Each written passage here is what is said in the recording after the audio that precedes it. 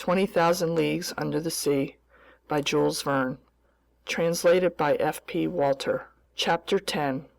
The Underwater Coalfields. The next day, February 20th, I overslept.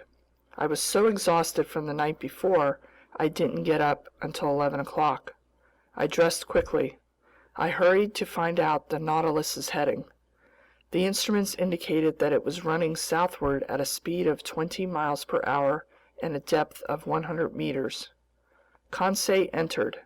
I described our nocturnal excursion to him, and since the panels were open, he could still catch a glimpse of this submerged continent. In fact, the Nautilus was skimming only 10 meters over the soil of these Atlantis plains.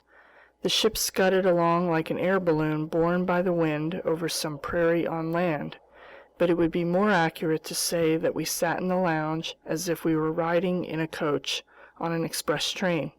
As for the foregrounds passing before our eyes, they were fantastically carved rocks, forests of trees that had crossed over from the vegetable kingdom into the mineral kingdom, their motionless silhouettes sprawling beneath the waves. There were also stony masses buried beneath carpets of Exedia and sea anemone, bristling with long, vertical water plants, then strangely contoured blocks of lava that testified to all the fury of those plutonic developments. While this bizarre scenery was glittering under our electric beams, I told Conseil the story of the Atlanteans, who had inspired the old French scientist Jean Bailly to write so many entertaining, albeit utterly fictitious, pages. Editor's note: Bailey believed that Atlantis was located at the North Pole. I told the lad about the wars of these heroic people. I discussed the questions of Atlantis with the fervor of a man who no longer had any doubts. But Conseil was so distracted he barely heard me, and his lack of interest in any commentary on this historical topic was soon explained. In essence, numerous fish had caught his eye, and when fish pass by, Conseil vanishes into his world of classifying and leaves real life behind, in which case I could only tag along and resume our ichthyological research. Even so, these Atlantic fish were not noticeably different from those that we had observed earlier. There were rays of gigantic size, 5 meters long, and with muscles so powerful they could leap above the waves. Sharks of various species, including a 15-foot glaucous shark with sharp triangular teeth, and so transparent it was almost invisible amid the waters. Brown lantern sharks, prism-shaped humantin sharks armored with protuberant hides, sturgeons resembling their relatives in the Mediterranean, trumpet-snouted pipefish 1.5 feet long, yellowish-brown with small gray fins and no teeth or tongue, unreeling like slim, supple snakes. Among bony fish, Conseil noticed some blackish marlin 3 meters long with a sharp sword jutting from the upper jaw, bright-colored weavers known in Aristotle's day as sea dragons, and whose dorsal stingers made them quite dangerous to pick up. Then dolphin fish, with brown backs striped in blue and edged in gold, handsome dorados, moon-like opahs that look like azure discs but which the sun's rays turned into spots of silver. Finally, 8-meter swordfish from the genus Ixyvius, swimming in schools, sporting yellowish sickle-shaped fins, and 6-foot broadswords, stalwart animals, plant-eaters rather than fish-eaters, obeying the tiniest signals from their females like henpecked husbands. But while observing these different specimens of marine fauna, I didn't stop examining the long plains of Atlantis.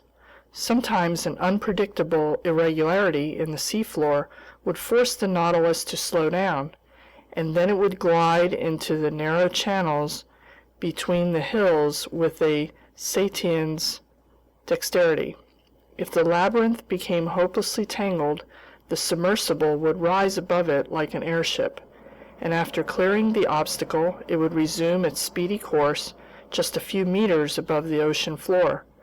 It was an enjoyable and impressive way of navigating that did indeed recall the maneuvers of an airship ride, with the major differences that the Nautilus faithfully obeyed the hands of its helmsman. The terrain consisted mostly of thick slime mixed with petrified branches, but it changed little by little near 4 o'clock in the afternoon. It grew rockier and seemed to be strewn with pudding stones and a basaltic gravel called tuff, together with bits of lava and sulphurous obsidian. I expected these long plains to change into mountain regions, and in fact, as the Nautilus was executing certain turns, I noticed that the southerly horizon was blocked by a high wall that seemed to close off every exit. Its summit obviously poked above the level of the ocean. It had to be a continent or at least an island, either one of the Canaries or one of the Cape Verde Islands.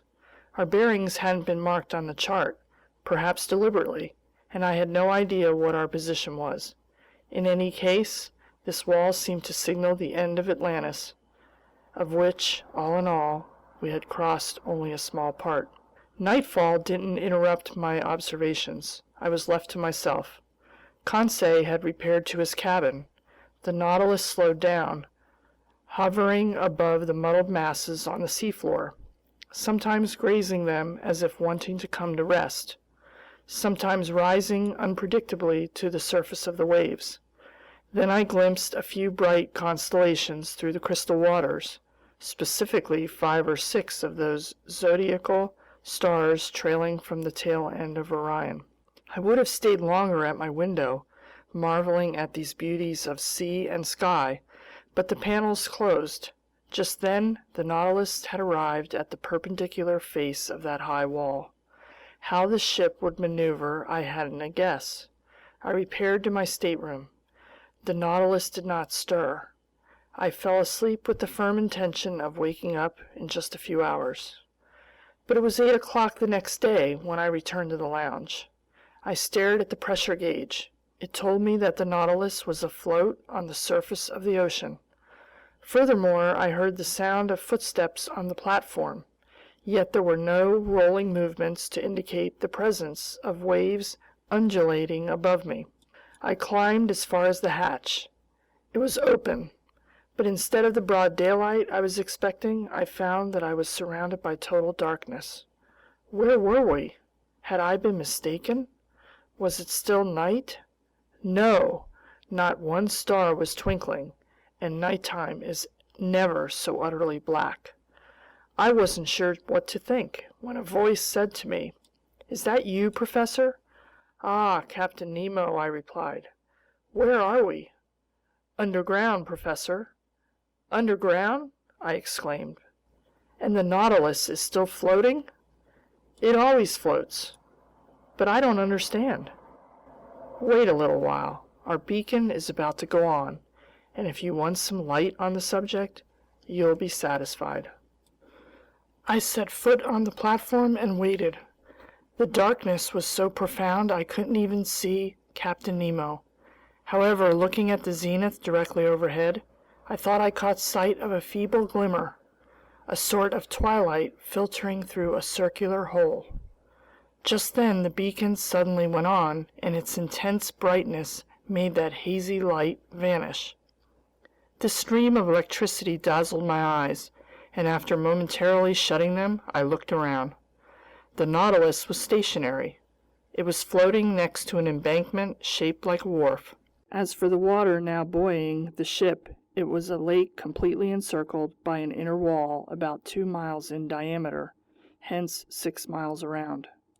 Its level, as indicated by the pressure gauge, would be the same as the outside level because some connection had to exist between this lake and the sea.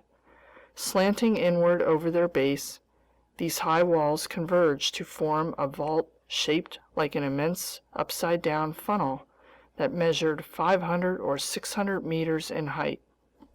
At its summit there gaped the circular opening through which I had detected that faint glimmer.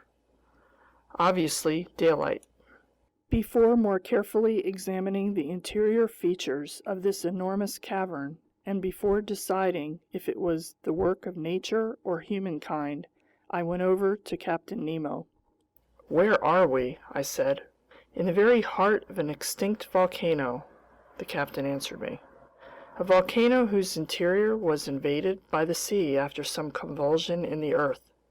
While you were sleeping, Professor, the Nautilus entered this lagoon through a natural channel that opens 10 meters below the surface of the ocean. This is our home port, secure, convenient, secret, and sheltered against the winds from any direction.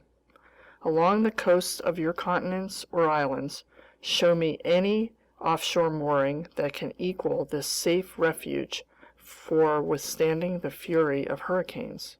"Indeed," I replied. "Here you're in perfect safety, Captain Nemo. Who could reach you in the heart of a volcano? But I don't see an opening at its summit."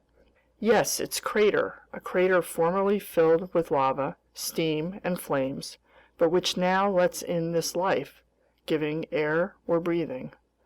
"But which volcanic mountain is this?" I asked. "It's one of the many islets with which the sea is strewn. For ships, a mere reef; for us, an immense cavern. I discovered it by chance, and chance served me well." "But couldn't someone enter through the mouth of its crater?" "No more than I could exit through it. You can climb about 100 feet up the inner base of this mountain, but then the walls overhang. They lean too far in to be scaled." "I can see, Captain, that nature is your obedient servant, any time or any place. You're safe on this lake, and nobody else can visit its waters. But what's the purpose of this refuge? The Nautilus doesn't need a harbor." "No, Professor, but it needs electricity to run, batteries to generate its electricity, sodium to feed its batteries, coal to make its sodium, and coal fields from which to dig its coal. Now then, right at this spot the sea covers entire forests that sank underwater in prehistoric times.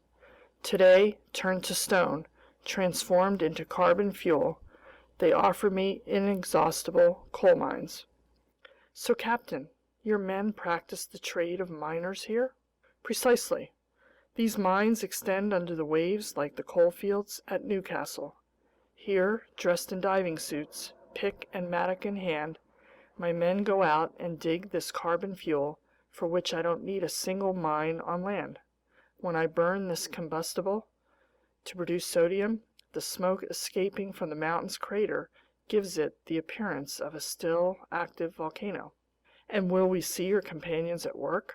"No, at least not this time, because I am eager to continue our underwater tour of the world. Accordingly, I'll rest content with drawing on my reserve stock of sodium. We'll stay here long enough to load it on board, in other words, a single workday. Then we'll resume our voyage. So, Professor Aronnax, if you'd like to explore this cavern and circle its lagoon, seize the day." I thanked the captain and went to look for my two companions, who hadn't yet left their cabin. I invited them to follow me, not telling them where we were. They climbed onto the platform.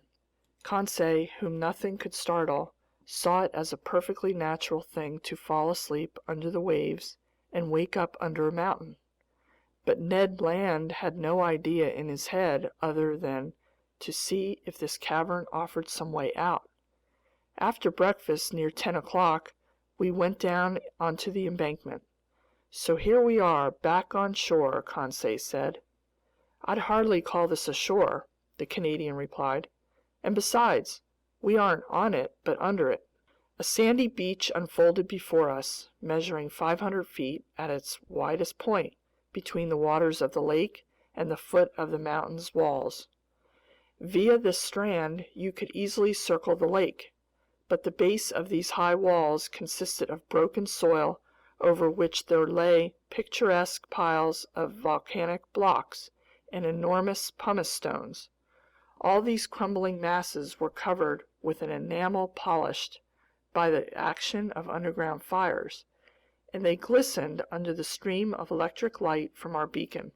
Stirred up by our footsteps, the mica-rich dust on this beach flew into the air like a cloud of sparks. The ground rose appreciably as it moved away from the sand flats by the waves, and we soon arrived at some long, winding gradients, genuinely steep paths that allowed us to climb little by little, but we had to tread cautiously in the midst of pudding stones that weren't cemented together, and our feet kept skidding on glassy trachyte made of feldspar and quartz crystals. The volcanic nature of this enormous pit was apparent all around us. I ventured to comment on it to my companions. "Can you picture," I asked them, "what this funnel must have been like when it was filled with boiling lava, and the level of that incandescent liquid rose right to the mountain's mouth, like cast iron up the insides of a furnace?" "I can picture it perfectly," Conseil replied. "But will master tell me why this huge smelter suspended operations, and how it is that an oven was replaced by the tranquil waters of a lake?" "In all likelihood, Conseil, because some convulsion created an opening below the surface of the ocean, the opening that serves as a passageway for Nautilus. Then the waters of the Atlantic rushed inside the mountain. There ensued a dreadful struggle between the elements of fire and water, a struggle ending in King Neptune's favor. But many centuries have passed since then, and this submerged volcano has changed into a peaceful cavern." "That's fine," Ned Land answered. "I accept the explanation, but in our personal interest, I'm sorry this opening the professor mentions wasn't made above sea level." "But Ned, my friend," Conseil answered, "if it weren't an underwater passageway, the Nautilus couldn't enter it." "And I might add, Mr. Land," I said, "that the waters wouldn't have rushed under the mountain, and the volcano would still be a volcano. So you'd have nothing to be sorry about." Our climb continued. The gradients got steeper and narrower. Sometimes they were cut across by deep pits that had to be cleared. Masses of overhanging rock had to be gotten around. You slid on your knees, you crept on your belly. But helped by the Canadian's strength and Conseil's dexterity, we overcame every obstacle. At an elevation of about 30 meters, the nature of the terrain changed without becoming any easier. Pudding stones and trachyte gave way to black basaltic rock, here lying in slabs all swollen with blisters, there shaped like actual prisms, and arranged into a series of columns that supported the springings of this immense vault, a wonderful sample of natural architecture. Then among this basaltic rock, there snaked long, hardened lava flows, inlaid with veins of bituminous coal and in places covered by wide carpets of sulfur. The sunshine coming through the crater had grown stronger, shedding a hazy light over all the volcanic waste forever buried in this heart of this distinct mountain. But when we had ascended to an elevation of about 250 feet, we were stopped by insurmountable obstacles. The converging inside walls changed into overhangs, and our climb into a circular stroll.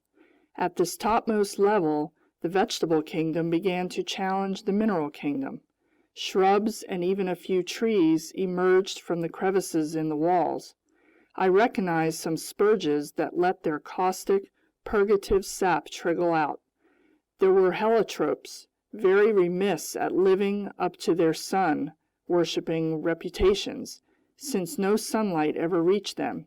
Their clusters of flowers drooped sadly, their colors and scents were faded. Here and there chrysanthemums sprouted timidly at the feet of aloes with long, sad, sickly leaves. But between these lava flows I spotted little violets that still gave off a subtle fragrance, and I confess that I inhaled it with delight. The soul of a flower is its scent, and those splendid water plants, flowers of the sea, have no souls. We had arrived at the foot of a sturdy clump of dragon trees, which were splitting the rocks with exertions of their muscular roots. when Ned Land exclaimed, "Oh, sir, a hive!" "A hive?" I answered, with a gesture of utter disbelief. "Yes, a hive," the Canadian repeated, "with bees buzzing around." I went closer and was forced to recognize the obvious. At the mouth of a hole cut in the trunk of a dragon tree, there swarmed thousands of these ingenious insects so common to all the Canary Islands, where their output is especially prized. Naturally enough, the Canadian wanted to lay in a supply of honey, and it would have been ill-mannered of me to say no. He mixed sulfur with some dry leaves, set them on fire with a spark from his tinderbox, and proceeded to smoke the bees out. Little by little the buzzing died down, and the disemboweled hive yielded several pounds of sweet honey. Ned Land stuffed his haversack with it. "When I've mixed this honey with our breadfruit batter," he told us, "I'll be ready to serve you a delectable piece of cake." "But of course," Conseil put in, "it will be gingerbread." "I'm all for gingerbread," I said, "but let's resume this fascinating stroll." At certain turns in the trail we were going along, the lake appeared in its full expanse. The ship's beacon lit up that whole placid surface, which experienced neither ripples nor undulations. The Nautilus lay perfectly still. On its platform and on the embankment, crewmen were bustling around, black shadows that stood out clearly in the midst of the luminous air. Just then we went around the highest ridge of these rocky foothills that supported the vault. Then I saw that bees weren't the animal kingdom's only representatives inside this volcano. Here and in the shadows, birds of prey soared and whirled, flying away from nests perched on tips of rock. There were sparrow hawks with white bellies and screeching kestrels. With all the speed their stilt-like legs could muster, fine fat bustards scampered over the slopes. I'll let the reader decide whether the Canadian's appetite was aroused by the sight of this tasty game, and whether he regretted having no rifle in his hands. He tried to make stones do the work of bullets, and after several fruitless attempts, he managed to wound one of these magnificent bustards. To say he risked his life 20 times in order to capture this bird is simply the unadulterated truth. But he fared so well, the animal went into his sack to join the honeycombs. By then we were forced to go back down to the beach because the ridge had become impossible. Above us, the yawning crater looked like the wide mouth of a well. From where we stood, the sky was pretty easy to see, and I watched clouds race by, disheveled by the west wind, letting tatters of mist trail over the mountain's summit. Proof positive that those clouds kept at a moderate altitude because this volcano didn't rise more than 1,800 feet above the level of the ocean. Half an hour after the Canadians' latest exploits, we were back on the inner beach. There the local flora was represented by a wide carpet of samphire, a small umbelliferous plant that keeps quite nicely, which also boasts the names glasswort, saxifrage, and sea fennel. Conseil picked up a couple bunches. As for the local fauna, it included thousands of crustaceans of every type: lobsters, hermit crabs, prawns, mysid shrimps, daddy longlegs, rock crabs, and a prodigious number of seashells, such as cowries, murex snails, and limpets. In this locality there gaped the mouth of a magnificent cave. My companions and I took great pleasure in stretching out on its fine-grained sand. Fire had polished the sparkling enamel of its inner walls, sprinkled all over with mica-rich dust. Ned Land tapped these walls and tried to probe their thickness. I couldn't help smiling. Our conversation then turned to his everlasting escape plans, and without going too far, I felt I could offer him this hope. Captain Nemo had gone down south only to replenish his sodium supplies, so I hoped he would now hug the coasts of Europe and America, which would allow the Canadian to try again with a greater chance of success. We were stretched out in this delightful cave for an hour. Our conversation, lively at the outset, then languished. A definite drowsiness overcame us. Since I saw no good reason to resist the call of sleep, I fell into a heavy doze. I dreamed, one doesn't choose his dreams, that my life had been reduced to the vegetating existence of a simple mollusk. It seemed to me that this cave made up my double valve shell. Suddenly, Conseil's voice startled me awake. Get up, shouted the fine lad. What is it? I asked in a sitting position. The water's coming up to us. I got back on my feet. Like a torrent, the sea was rushing into our retreat, and since we definitely were not mollusks, we had to clear out. In a few seconds, we were safe on top of the cave. What happened? Conseil asked. Some new phenomenon? Not quite, my friends, I replied. It was the tide, merely the tide, which well nigh caught us by surprise, just as it did Sir Walter Scott's hero. The ocean outside is rising, and by a perfectly natural law of balance, the level of this lake is also rising. We've gotten off with a mild dunking. Let's go change clothes on the Nautilus. 3/4 of an hour later, we had completed our circular stroll and were back on board. Just then, the crewmen finished loading the sodium supplies, and the Nautilus could have departed immediately. But Captain Nemo gave no orders. Would he wait for nightfall and exit through his underwater passageway in secrecy?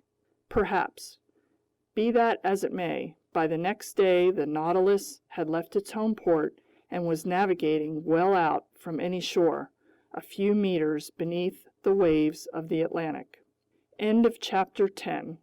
Recording by Teresa Sheridan.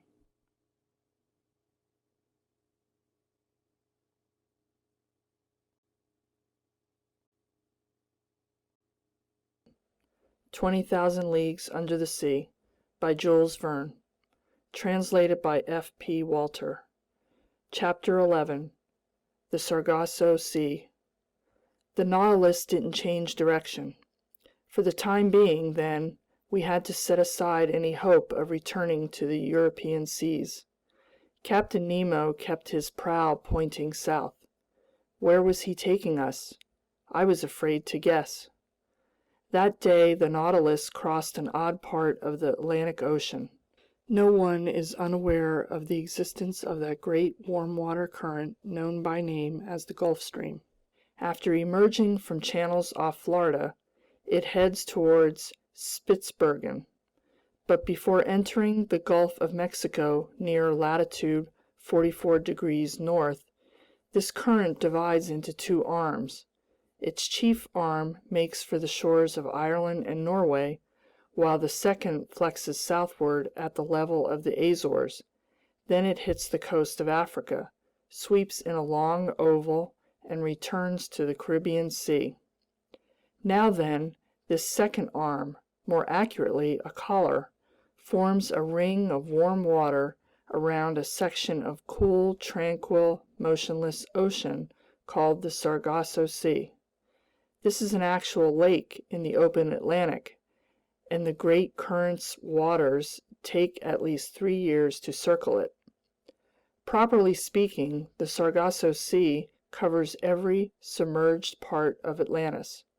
Certain authors have even held that many weeds strewn over this sea were torn loose from the prairies of that ancient continent, but it's more likely that these grasses, algae, and fucus plants were carried off from the beaches of Europe and America, then taken as far as this zone by the Gulf Stream. This is one of the reasons why Christopher Columbus assumed the existence of a new world. When the ships of that bold investigator arrived in the Sargasso Sea, they had great difficulty navigating in the midst of these weeds, which, much to their crew's dismay, slowed them down to a halt, and they wasted 3 long weeks crossing this sector. Such was the region our Nautilus was visiting just then. A genuine prairie, a tightly woven carpet of algae, gulfweed, and bladderwrack so dense and compact a craft's stempost couldn't tear through it without difficulty. Accordingly, not wanting to entangle his propeller in this weed-choked mass, Captain Nemo stayed at a depth some meters below the surface of the waves. The name Sargasso comes from the Spanish word sargazo, meaning gulfweed. This gulfweed, the swimming gulfweed or berry carrier, is the chief substance making up this immense shoal. And here's why these water plants collect in this placid Atlantic basin, according to the expert on the subject, Commander Maury, author of The Physical Geography of the Sea. The explanation he gives seems to entail a set of conditions that everybody knows. Now, Maury says, if bits of cork or chaff or any floating substance be put into a basin, and a circular motion be given to the water, all the light substances will be found crowding together near the center of the pool, where there is the least motion. Just such a basin in the Atlantic Ocean to the Gulf Stream, and the Sargasso Sea is the center of the whirl. I share Maury's view, and I was able to study the phenomenon in this exclusive setting where ships rarely go. Above us, huddled among the brown weeds, there floated objects originating from all over, tree trunks ripped from Rocky Mountains or the Andes and sent floating down the Amazon or the Mississippi, numerous pieces of wreckage, remnants of keels or undersides, bulwarks staved in and so weighted down with seashells and barnacles they couldn't rise to the surface of the ocean. And the passing years will someday bear out Maury's other view that by collecting in this way over the centuries, these substances will be turned to stone by the action of the waters, and will then form inexhaustible coalfields, valuable reserves prepared by far-seeing nature for that time when man will have exhausted his mines on the continents. In the midst of this hopelessly tangled fabric of weeds and fucus plants, I noted some delightful pink-colored, star-shaped Alcyon coral, sea anemone trailing the long tresses of their tentacles, some green, red, and blue jellyfish, and especially those big rhizostome jellyfish that Cuvier described, whose bluish parasols are trimmed with violet festoons.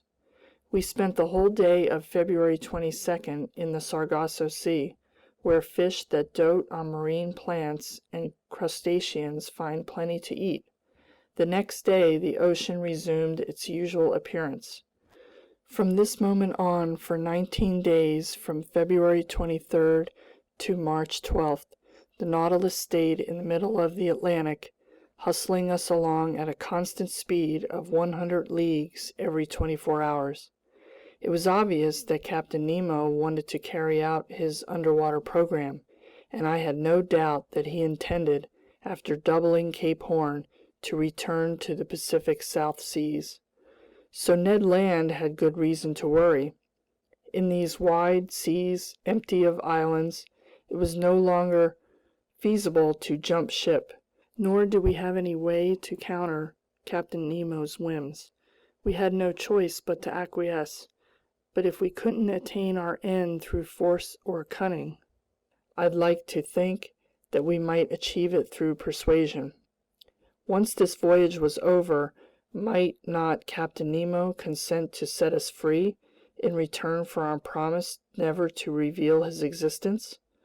Our word of honor, which we sincerely would have kept. However, this delicate question would have to be negotiated with the captain. But how would he receive our demands for freedom? At the very outset, and in no uncertain terms, Hadn't he declared that the secret of his life required that we be permanently imprisoned on board the Nautilus? Wouldn't he see my 4 months' silence as a tacit acceptance of this situation? Would my returning to this subject arouse suspicions that could jeopardize our escape plans, if we had promising circumstances for trying again later on? I weighed all these considerations, turned them over in my mind, submitted them to Conseil, but he was as baffled as I was. In short, although I'm not easily discouraged, I realized that my chances of ever seeing my fellow men again were shrinking by the day, especially at a time when Captain Nemo was recklessly racing toward the South Atlantic. During those 19 days just mentioned, no unique incidents distinguished our voyage. I saw little of the captain. He was at work. In the library I often found books he had left open, especially books on natural history. He had thumbed through my work on the great ocean depths, and the margins were covered with his notes, which sometimes contradicted my theories and formulations. But the captain remained content with this method of refining my work, and he rarely discussed it with me. Sometimes I heard melancholy sounds reverberating from the organ, which he played very expressively, but only at night in the midst of the most secretive darkness, while the Nautilus slumbered in the wilderness of the ocean. During this part of our voyage, we navigated on the surface of the waves for entire days. The sea was nearly deserted. A few sailing ships laden for the East Indies were heading toward the Cape of Good Hope. One day we were chased by the longboats of a whaling vessel, which undoubtedly viewed us as some enormous baleen whale of great value. But Captain Nemo didn't want these gallant gentlemen wasting their time and energy, so he ended the hunt by diving beneath the waters. This incident seemed to fascinate Ned Land intensely. I'm sure the Canadian was sorry that these fishermen couldn't harpoon our sheet iron cetacean and mortally wounded. During this period, the fish Conseil and I observed differed little from those we had already studied in other latitudes. Chief among them were specimens of that dreadful cartilaginous genus that's divided into 3 subgenera numbering at least 32 species: striped sharks 5 meters long, the head squat and wider than the body, the caudal fin curved, the back with 7 big black parallel lines running lengthwise, then Paralon sharks, ash gray, pierced with 7 gill openings, furnished with a single dorsal fin placed almost exactly in the middle of the body. Some big dogfish also passed by, a voracious species of shark if there ever was one. With some justice, fishermen's yarns aren't to be trusted, but here's what a few of them relate. Inside the corpse of one of these animals, there were found a buffalo head and a whole calf. In another, 2 tuna and a sailor in uniform. In yet another, a soldier with his saber. In another, finally, a horse with its rider. In candor, none of these sounds like divinely inspired truth, but the fact remains that not a single dogfish let itself get caught in the Nautilus's nets, so I can't vouch for their veracity. Schools of elegant, playful dolphin swam alongside for entire days. They went in groups of 5 or 6, hunting in packs like wolves over the countryside. Moreover, they're just as voracious as dogfish, if I can believe a certain Copenhagen professor who says that from one dolphin's stomach he removed 13 porpoises and 15 seals.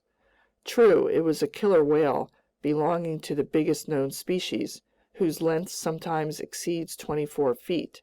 The family Delphinia numbers 10 genera, and the dolphins I saw were akin to the genus Delphinorhynchus, remarkable for an extremely narrow muzzle 4 times as long as the cranium.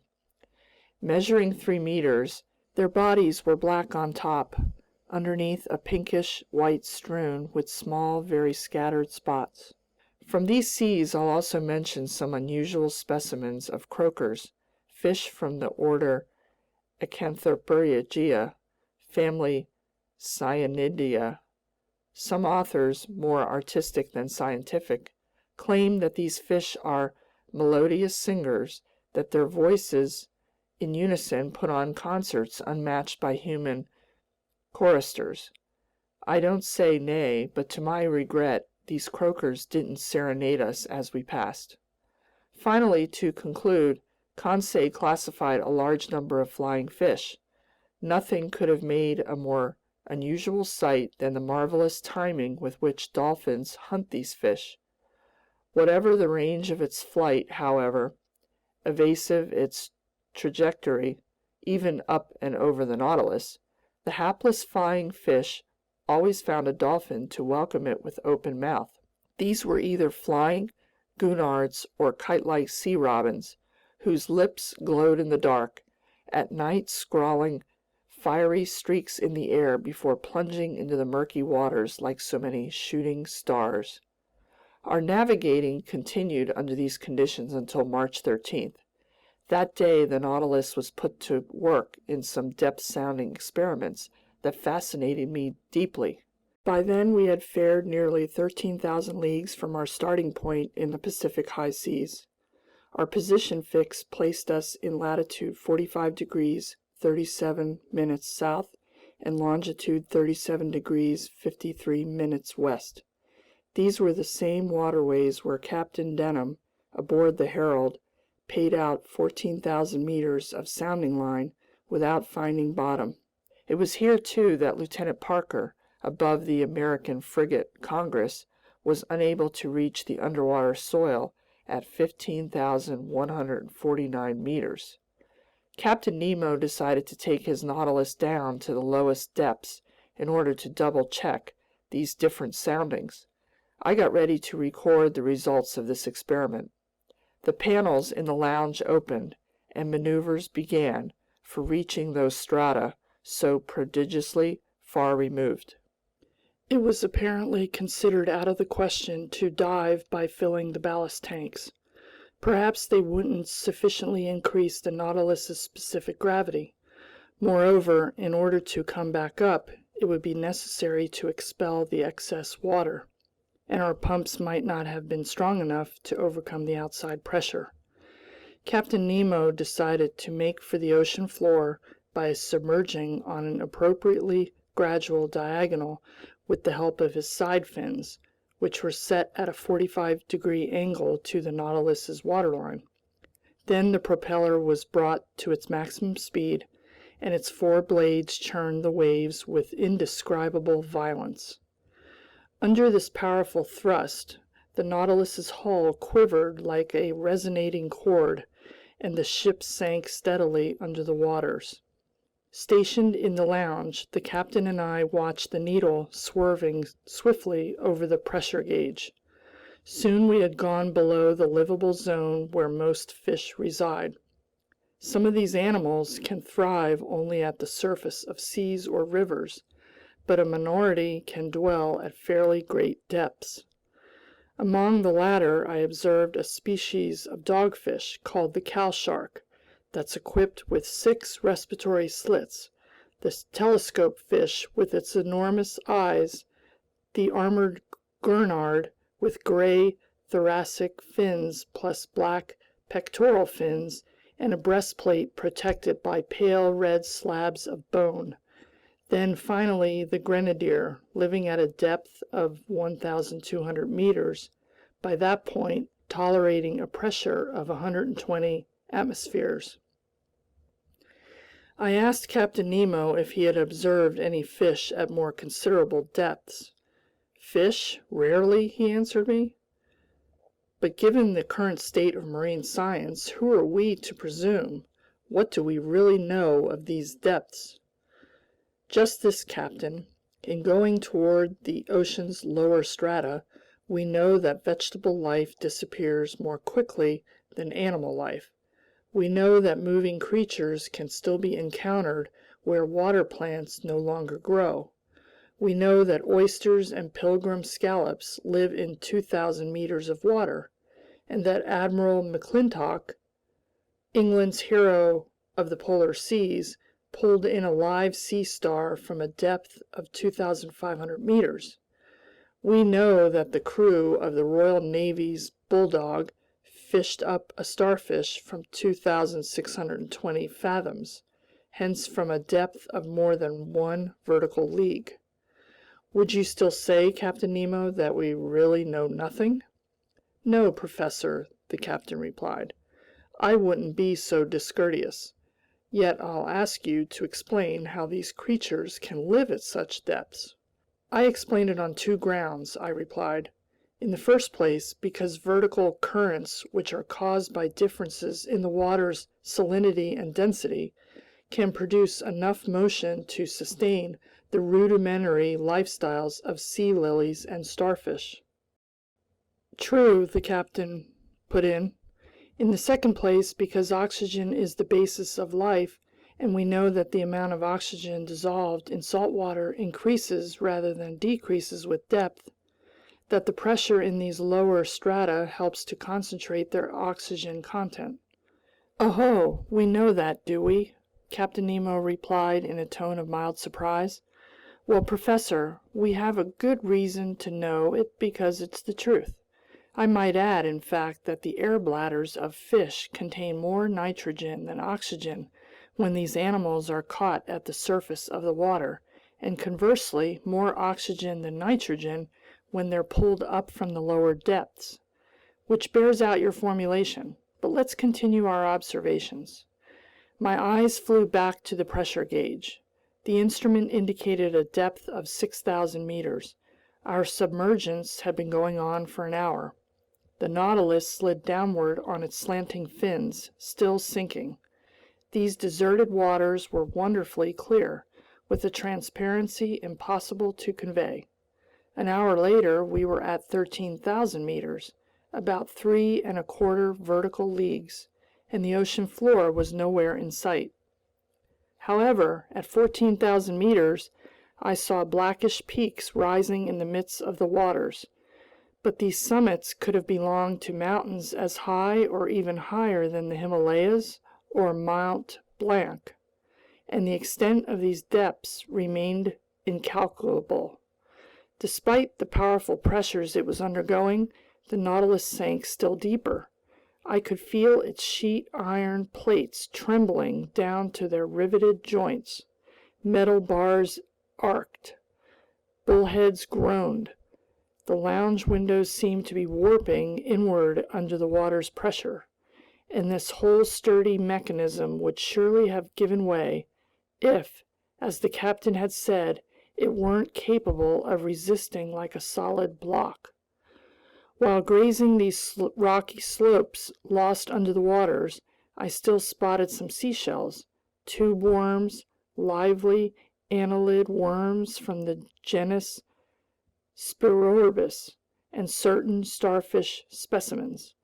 But soon these last representatives of animal life vanished, and 3 vertical leagues down, the Nautilus passed below the limits of underwater existence, just as an air balloon rises above the breathable zones in the sky.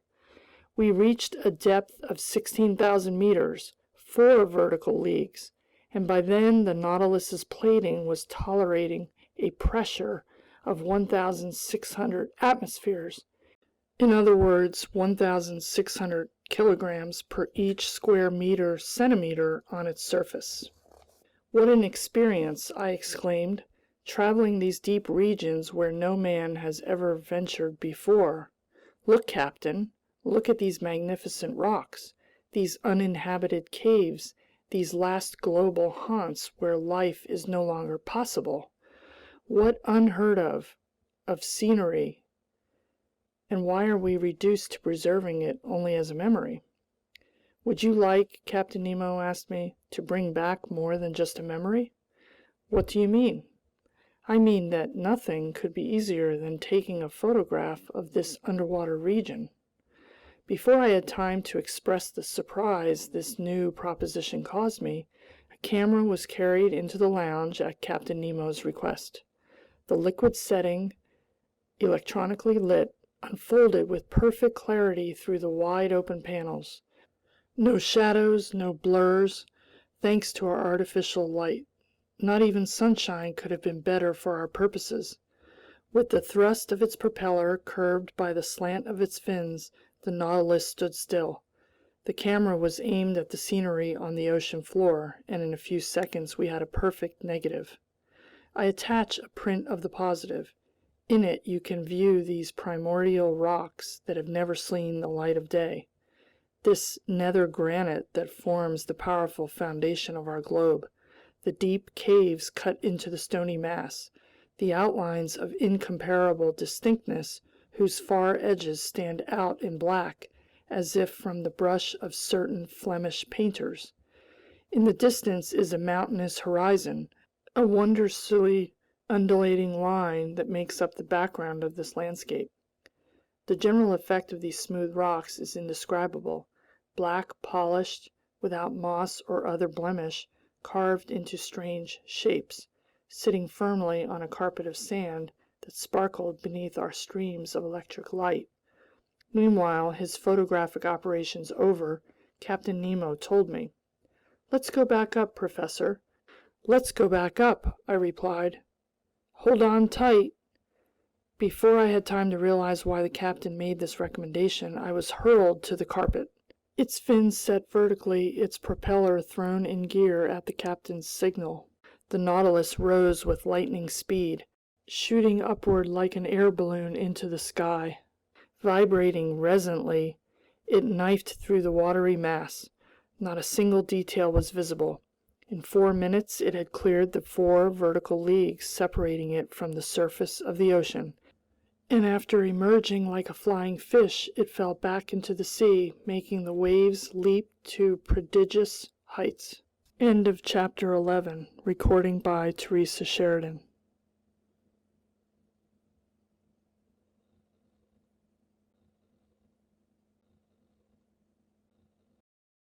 20,000 Leagues Under the Sea by Jules Verne. Translated by F.P. Walter. Chapter 36. Sperm Whales and Baleen Whales. During the night of March 13th to 14th, the Nautilus resumed its southward heading. Once it was abreast of Cape Horn, I thought it would strike west of the Cape, make for the Pacific seas, and complete its tour of the world. It did nothing of the sort, and kept moving toward the southernmost regions. So where was it bound? Pole? That was insanity. I was beginning to think that the captain's recklessness more than justified Ned Land's worst fears. For a good while, the Canadian had said nothing more to me about his escape plans. He had become less sociable, almost sullen. I could see how heavily this protracted imprisonment was weighing on him. I could feel the anger building in him. Whenever he encountered the captain, his eyes would flicker with dark fire, and I was in constant dread that his natural vehemence would cause him to do something rash. That day, March 14th, he and Conseil managed to find me in my stateroom. I asked them the purpose of their visit. "Put a simple question to you, sir," the Canadian answered me. "Go on, Ned." "How many men do you think are on board the Nautilus?" "I'm unable to say, my friend." "It seems to me," Ned Land went on, "that it wouldn't take much of a crew to run a ship like this one." "Correct," I replied. "Under existing conditions, some 10 men at the most would be enough to operate it." "All right," the Canadian said. "Then why should there be any more than that?" "Why?" I answered. I stared at Ned Land, whose motives were easy to guess. "Because," I said, "if I can trust my hunches, if I truly understand the captain's way of life, his Nautilus isn't simply a ship. It's meant to be a refuge for people like its commander, people who have severed all ties with the shore." "Perhaps," Conseil said, "but in a nutshell, the Nautilus can hold only a certain number of men, so couldn't master eliminate their maximum?" "How, Conseil?" "By calculating it. Master is familiar with the ship's capacity, hence the amount of air it contains. On the other hand, master knows how much air each man consumes in the act of breathing, and he can compare this data with the fact that the Nautilus must rise to the surface every 24 hours." Conseil didn't finish his sentence, but I could easily see what he was driving at. "I follow you," I said, "but while they're simple to do, such calculations can only give a very uncertain figure."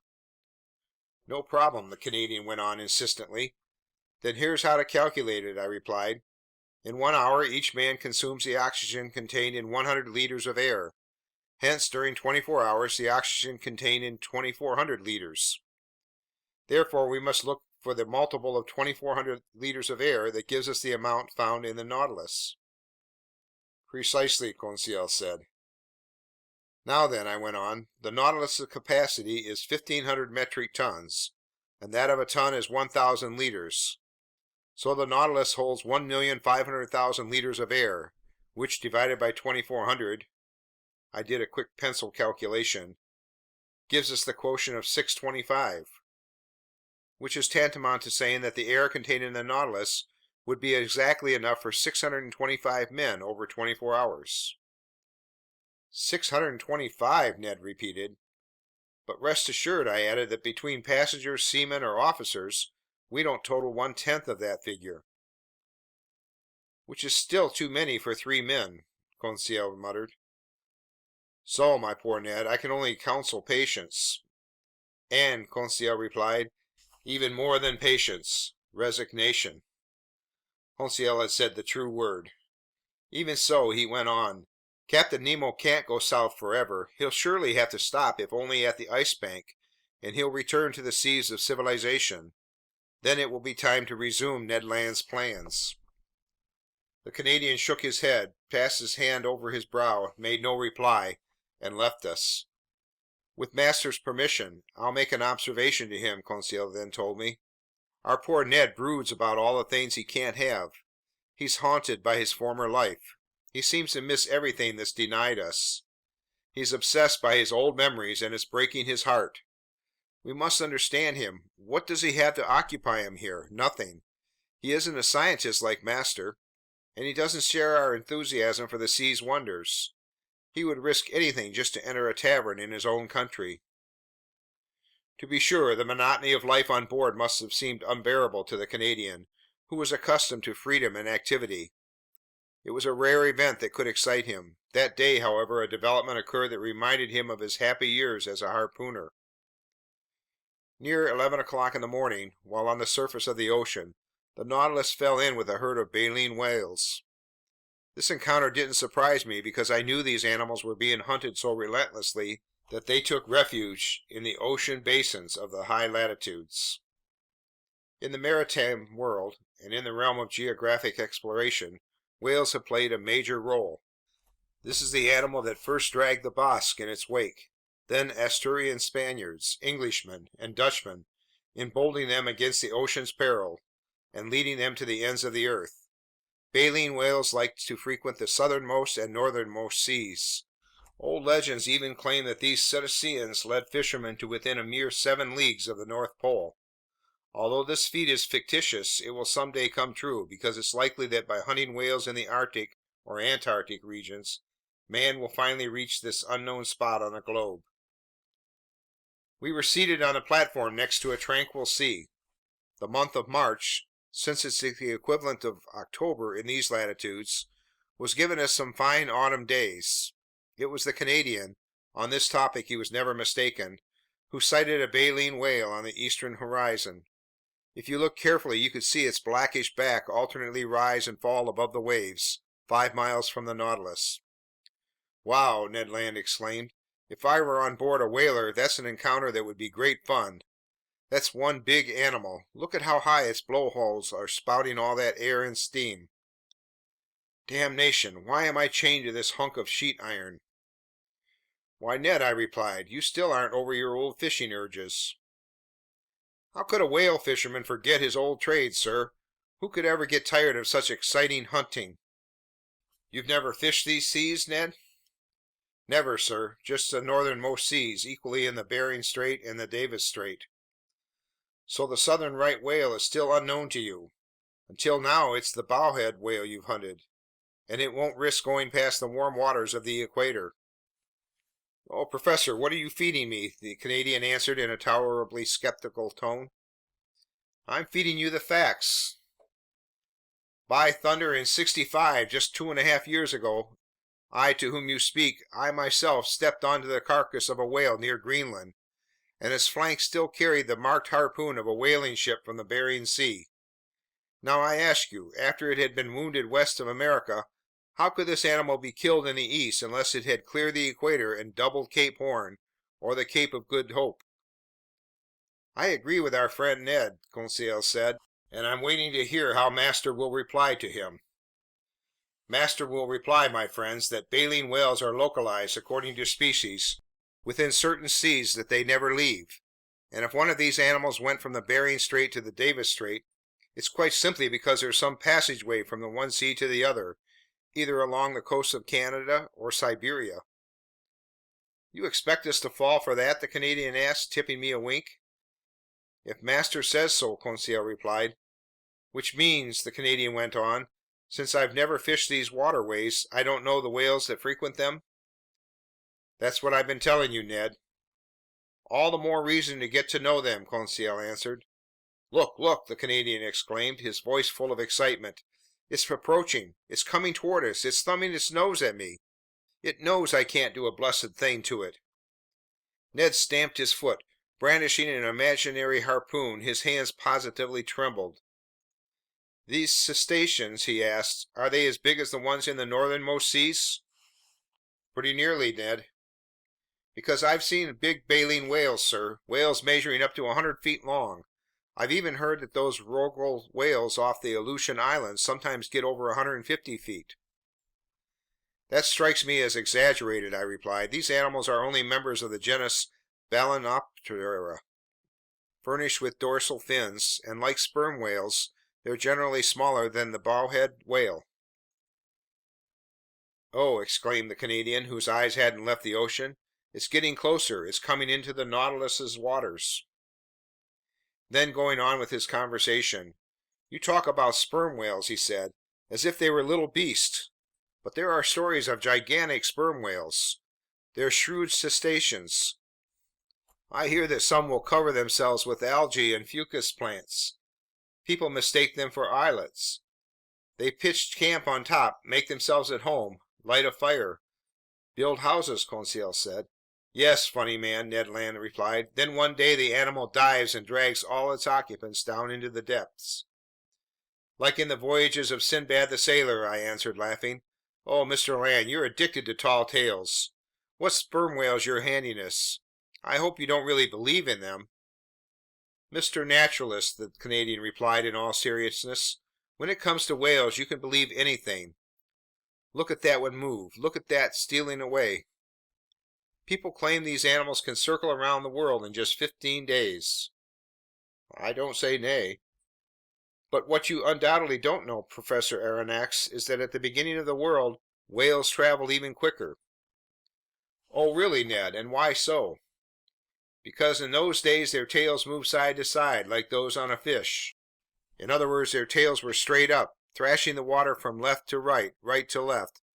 But spotting that they swam too fast, our Creator twisted their tails, and ever since they've been thrashing the waves up and down at the expense of their speed." "Fine, Ned," I said, then resurrected one of the Canadian's expressions. "You expect us to fall for that?" "Not too terribly," Ned Land replied, "and no more than if I told you there are whales that are 300 feet long and weigh 1,000,000 pounds." "That's indeed considerable," I said. "But you must admit that certain cetaceans do grow to significant size, since they're said to supply as much as 120 metric tons of oil." "That I've seen," the Canadian said. "I can easily believe it, Ned, just as I can believe that certain baleen whales equal 100 elephants in bulk.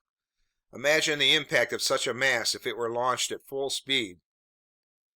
"Is it true," Conseil asked, "that they can sink ships?" "Ships? I doubt it," I replied. "However, they say that in 1820, right in these southern waters, a baleen whale rushed at the Essex and pushed it backward at a speed of 4 meters per second.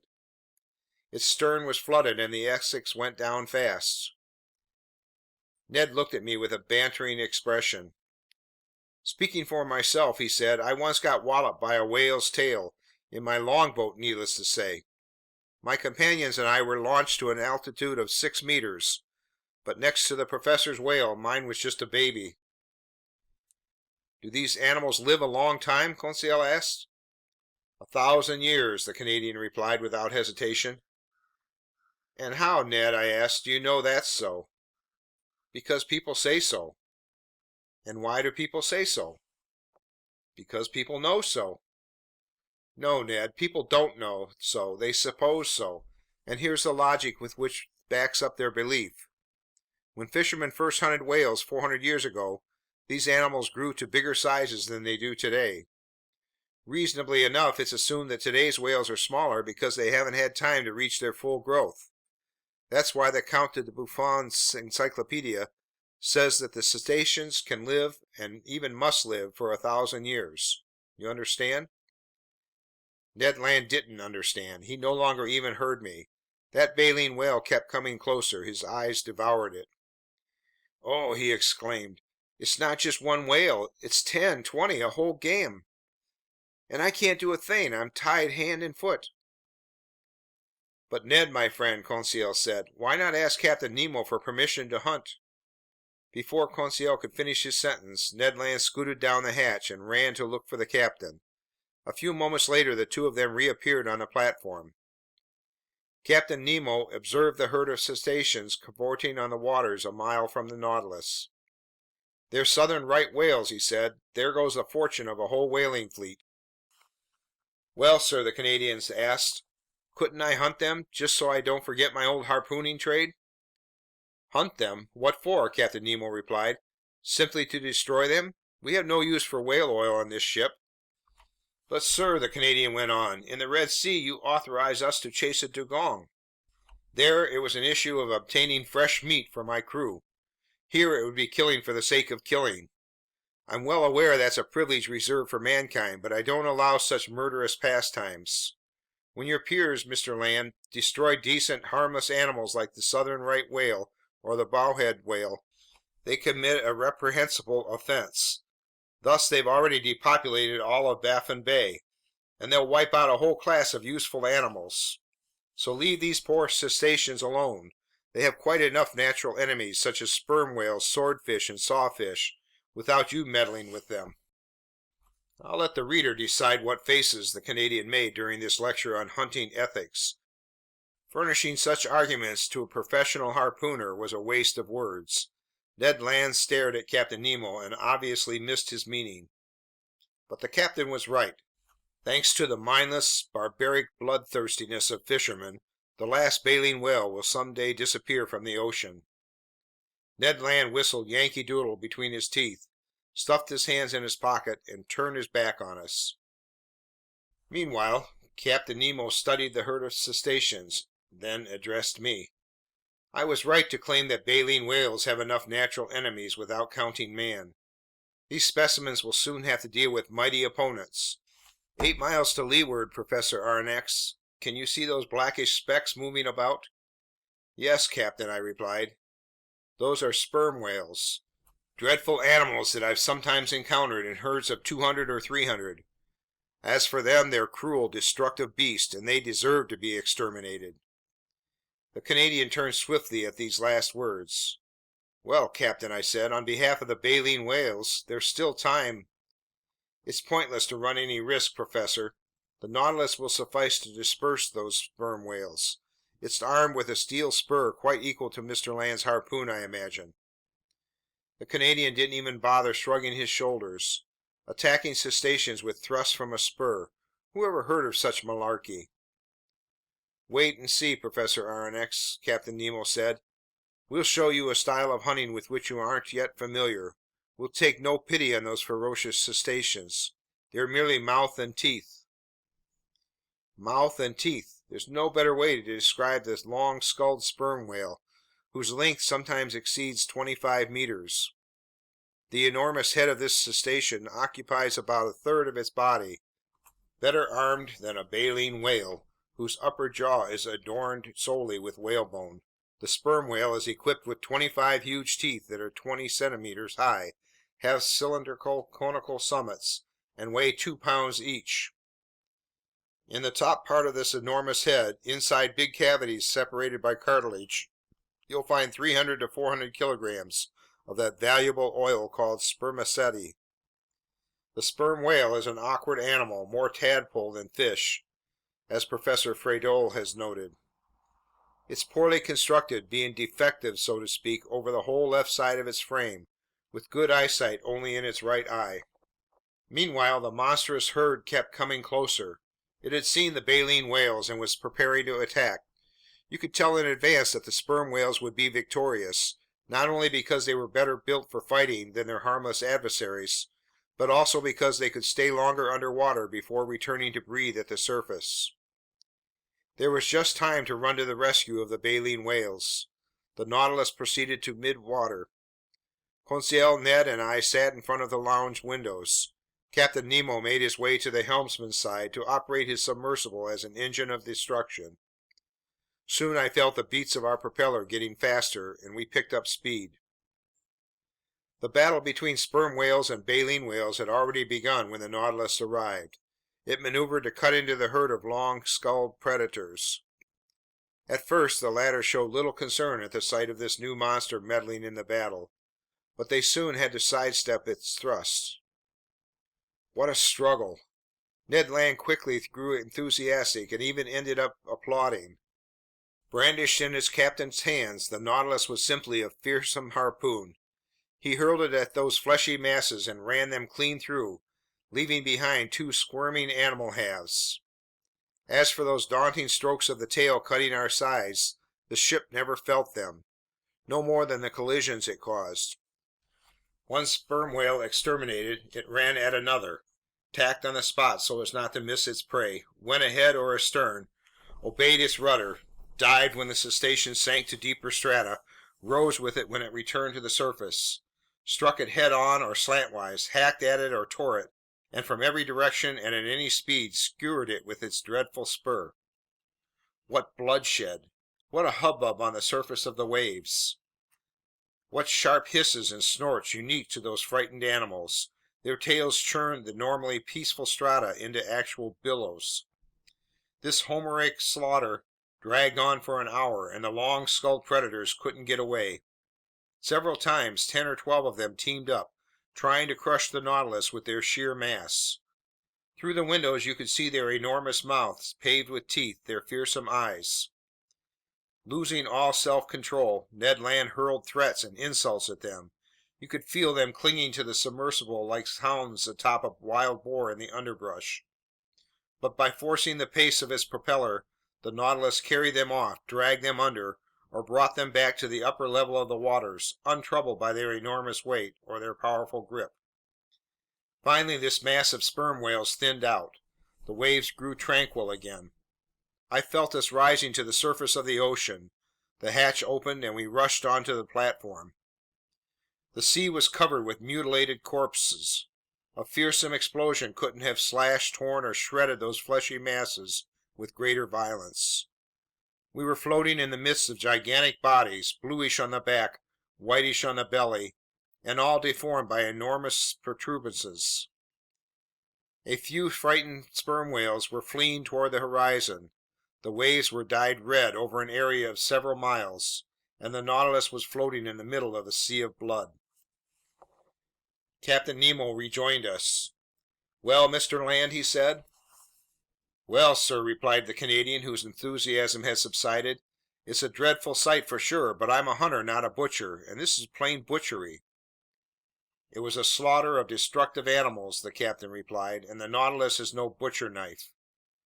"I prefer my harpoon," the Canadian answered. "To each his own," the captain replied, staring intently at Ned Land.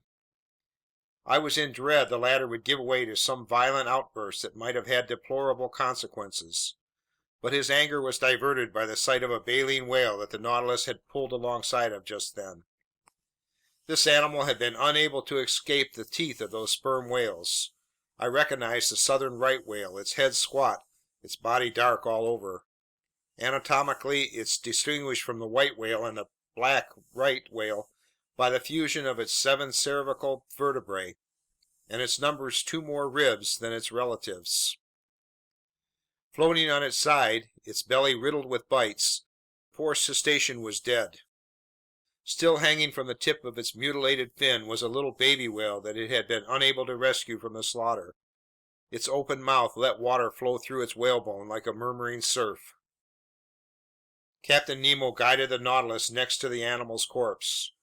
Two of his men climbed onto the whale's flank, and to my astonishment, I saw them draw from its udders all the milk they held, in other words, enough to fill 2 or 3 casks. The captain offered me a cup of this still warm milk. I couldn't help showing my distaste for such a beverage. He assured me that this milk was excellent, no different from cow's milk. I sampled it and agreed.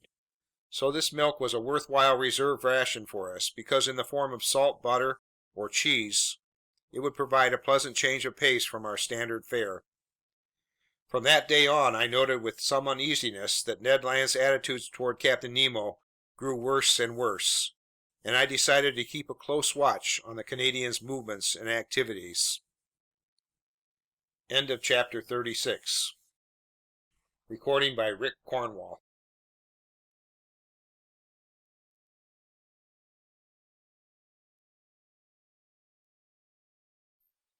"20,000 Leagues Under the Sea" by Jules Verne. Translated by F.P. Walter. Chapter 37. The Ice Bank. The Nautilus resumed its unruffled southbound heading. It went along the 50th meridian with considerable speed. Would it go to the pole? I didn't think so, because every previous attempt to reach this spot on the globe had failed. Besides, the season was already quite advanced, since March 13th on Antarctic shores corresponds with September 13th in the northernmost regions, which marks the beginning of the equinoctial period. On March 14th at latitude 55 degrees, I spotted floating ice, plain pale bits of rubble 20 to 25 feet long, which formed reefs over which the sea burst into foam. The Nautilus stayed on the surface of the ocean. Having fished in the Arctic seas, Ned Land was already familiar with the sight of icebergs. Conseil and I were marveling at them for the first time. In the sky toward the southern horizon there stretched a dazzling white band. English whalers have given this the name ice blink. No matter how heavy the clouds may be, they can't obscure this phenomenon. It announces the presence of a pack or shoal of ice. Indeed, larger blocks of ice soon appeared, their brilliance varying at the whim of the mist. Some of these masses displayed green veins, as if scrawled with undulating lines of copper sulfate. Others looked like enormous amethysts, letting the light penetrate their insides. The latter reflected the sun's rays from the thousand facets of their crystals. The former, tinted with a bright limestone sheen, would have supplied enough building material to make a whole marble town. The farther down south we went, the more these floating islands grew in numbers and prominence. Polar birds nested on them by the thousands. There were petrels, Cape pigeons, or puffins, and their calls were deafening. Mistaking the Nautilus for the corpse of a whale, some of them alighted on it and prodded its resonant sheet iron with pecks of their beaks. During this navigating in the midst of the ice, Captain Nemo often stayed on the platform. He observed these deserted waterways carefully. I saw his calm eyes sometimes perk up. In these polar seas forbidden to man, did he feel right at home, the lord of these unreachable regions? Perhaps, but he didn't stay. He stood still, reviving only when his pilot's instincts took over. Then, steering his Nautilus with consummate dexterity, he skillfully dodged the masses of ice, some of which were measured several miles in length, their heights varying from 70 to 80 meters. Often the horizon seemed completely closed off. Abreast of latitude 60 degrees, every passageway had disappeared. Searching with care, Captain Nemo soon found a narrow opening into which he brazenly slipped, well aware, however, that it would close behind him. Guided by his skillful hands, the Nautilus passed by all these different masses of ice, which were classified by size and shape with a precision that enraptured Conseil. Icebergs, or mountains, ice fields, or smooth, limitless tracts, drift ice, or floating floes, packs, or broken tracts, called patches when they're circular, and streams when they form long strips. The temperature was fairly low. Exposed to the outside air, the thermometer marked -2 degrees to -3 degrees centigrade. But we were warmly dressed in furs, for which seals and aquatic bears had paid the price. Evenly heated by all its electric equipment, the Nautilus's interior defied the most intense cold.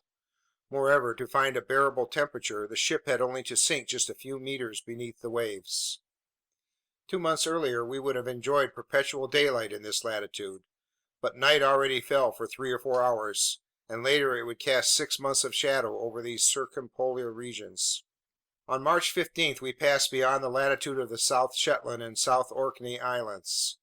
The captain told me that many tribes of seals used to inhabit these shores, but English and American whalers, in a frenzy of destruction, slaughtered all the adults, including pregnant females, and where life and activity once existed, those fishermen left behind only silence and death.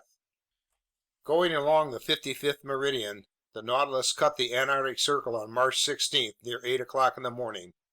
Ice completely surrounded us and closed off the horizon.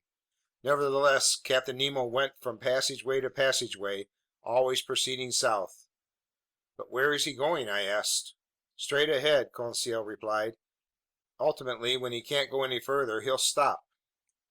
"I wouldn't bet on it," I replied.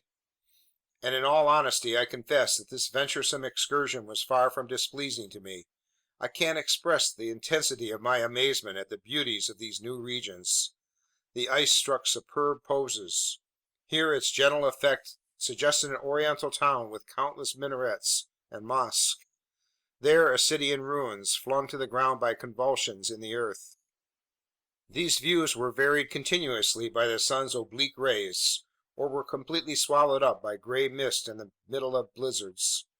Then explosions, cave-ins, and great iceberg somersaults would occur all around us, altering the scenery like the changing landscape in a diorama. If the Nautilus was submerged during these losses of balance, we heard the resulting noises spread under the waters with frightful intensity, and the collapse of these masses created daunting eddies down to the ocean's lower strata. The Nautilus then rolled and pitched like a ship left to the fury of the elements.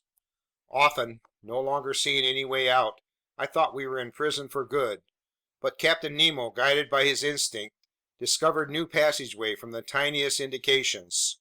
He was never wrong when he observed slender threads of bluish water streaking through these ice fields. Accordingly, I was sure that he had already risked his Nautilus in the midst of the Antarctic seas. However, during the day of March 16th, these tracts of ice completely barred our path. It wasn't the Ice Bank as yet, just huge ice fields cemented together by the cold. This obstacle couldn't stop Captain Nemo, and he launched his ship against the ice fields with hideous violence. The Nautilus went into these brittle masses like a wedge, splitting them with dreadful cracklings. It was an old-fashioned battering ram propelled with infinite power. Hurled aloft, ice rubble fell back behind us like hail. Through brute force alone, the submersible carved out a channel for itself. Carried away by its momentum, the ship sometimes mounted on top of these tracts of ice and crushed them with its weight, or at other times, when cooped up beneath the ice fields, it split them with simple pitching movements, creating wide punctures. Violent squalls assaulted us during the daytime. Thanks to certain heavy mists, we couldn't see from one end of the platform to the other. The wind shifted abruptly to every point on the compass. The snow was piling up in such packed layers it had to be chipped loose with blows from picks.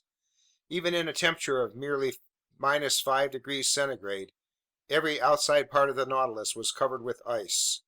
A ship's rigging would have been unusable, because all its tackle would have jammed in the grooves of the pulleys. Only a craft without sails, driven by an electric motor that needed no coal, could face such high latitudes. Under these conditions, the barometer generally stayed quite low. It fell as far as 73.5 centimeters. Our compass indications no longer offered any guarantees. The deranged needles would mark contradictory directions as we approached the southern magnetic pole, which doesn't coincide with the South Pole proper. In fact, according to the astronomer Hansteen, this magnetic pole is located fairly close to latitude 70 degrees and longitude 130 degrees. Or, abiding by the observation of Louis Isidore Duperrey, in longitude 135 degrees and latitude 70 degrees 30 minutes. Hence we had to transport compasses to different parts of the ship, take many readings, and strike an average. Often we could chart our course only by guesswork, a less than satisfactory method in the midst of these winding passageways, whose landmarks changed continuously. At last, on March 18th, after 20 futile assaults, the Nautilus was decisively held in check. No longer was it an ice stream, patch, or field. It was an endless, immovable barrier formed by ice mountains fused to each other. "The Ice Bank," the Canadian told me. For Ned Land, as well as for every other navigator before us, I knew that this was the great insurmountable obstacle. When the sun appeared for an instant near noon, Captain Nemo took a reasonably accurate sight that gave our position as longitude 51 degrees 30 minutes and latitude 67 degrees 39 minutes south. This was a position already well along in these Antarctic regions. As for the liquid surface of the sea, there was no longer any semblance of it before our eyes. Before the Nautilus's spur there lay vast broken plains, a tangle of confused chunks with all the helter-skelter unpredictability typical of a river's surface a short while before its ice breakup. But in this case the proportions were gigantic. Here and there stood sharp peaks, lean spires that rose as high as 200 feet. Farther off, a succession of steeply cut cliffs sporting a grayish tint, huge mirrors that reflected the sparse rays of a sun half drowned in mist. Beyond, a stark silence reigned in the desolate natural setting, a silence barely broken by the flapping wings of petrels or puffins. By this point, everything was frozen, even sound. So the Nautilus had to halt in its venturesome course among these tracts of ice. "Sir," Ned Land told me that day, "if your captain goes any farther—" "Yes?" "He'll be a superman." "How so, Ned?"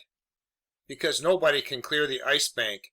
Your captain's a powerful man, but damnation, he isn't more powerful than nature.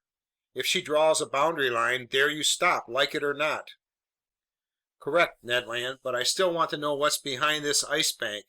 Behold my greatest source of irritation: a wall." "Master is right," Conseil said. "Walls were invented simply to frustrate scientists. All walls should be banned." "Fine," the Canadian put in, "but we already know what's behind this Ice Bank." "What?" I asked. "Ice, ice, and more ice." "You may be sure of that, Ned," I answered, "but I'm not. That's why I want to see for myself." "Well, professor," the Canadian replied, "you can just drop that idea.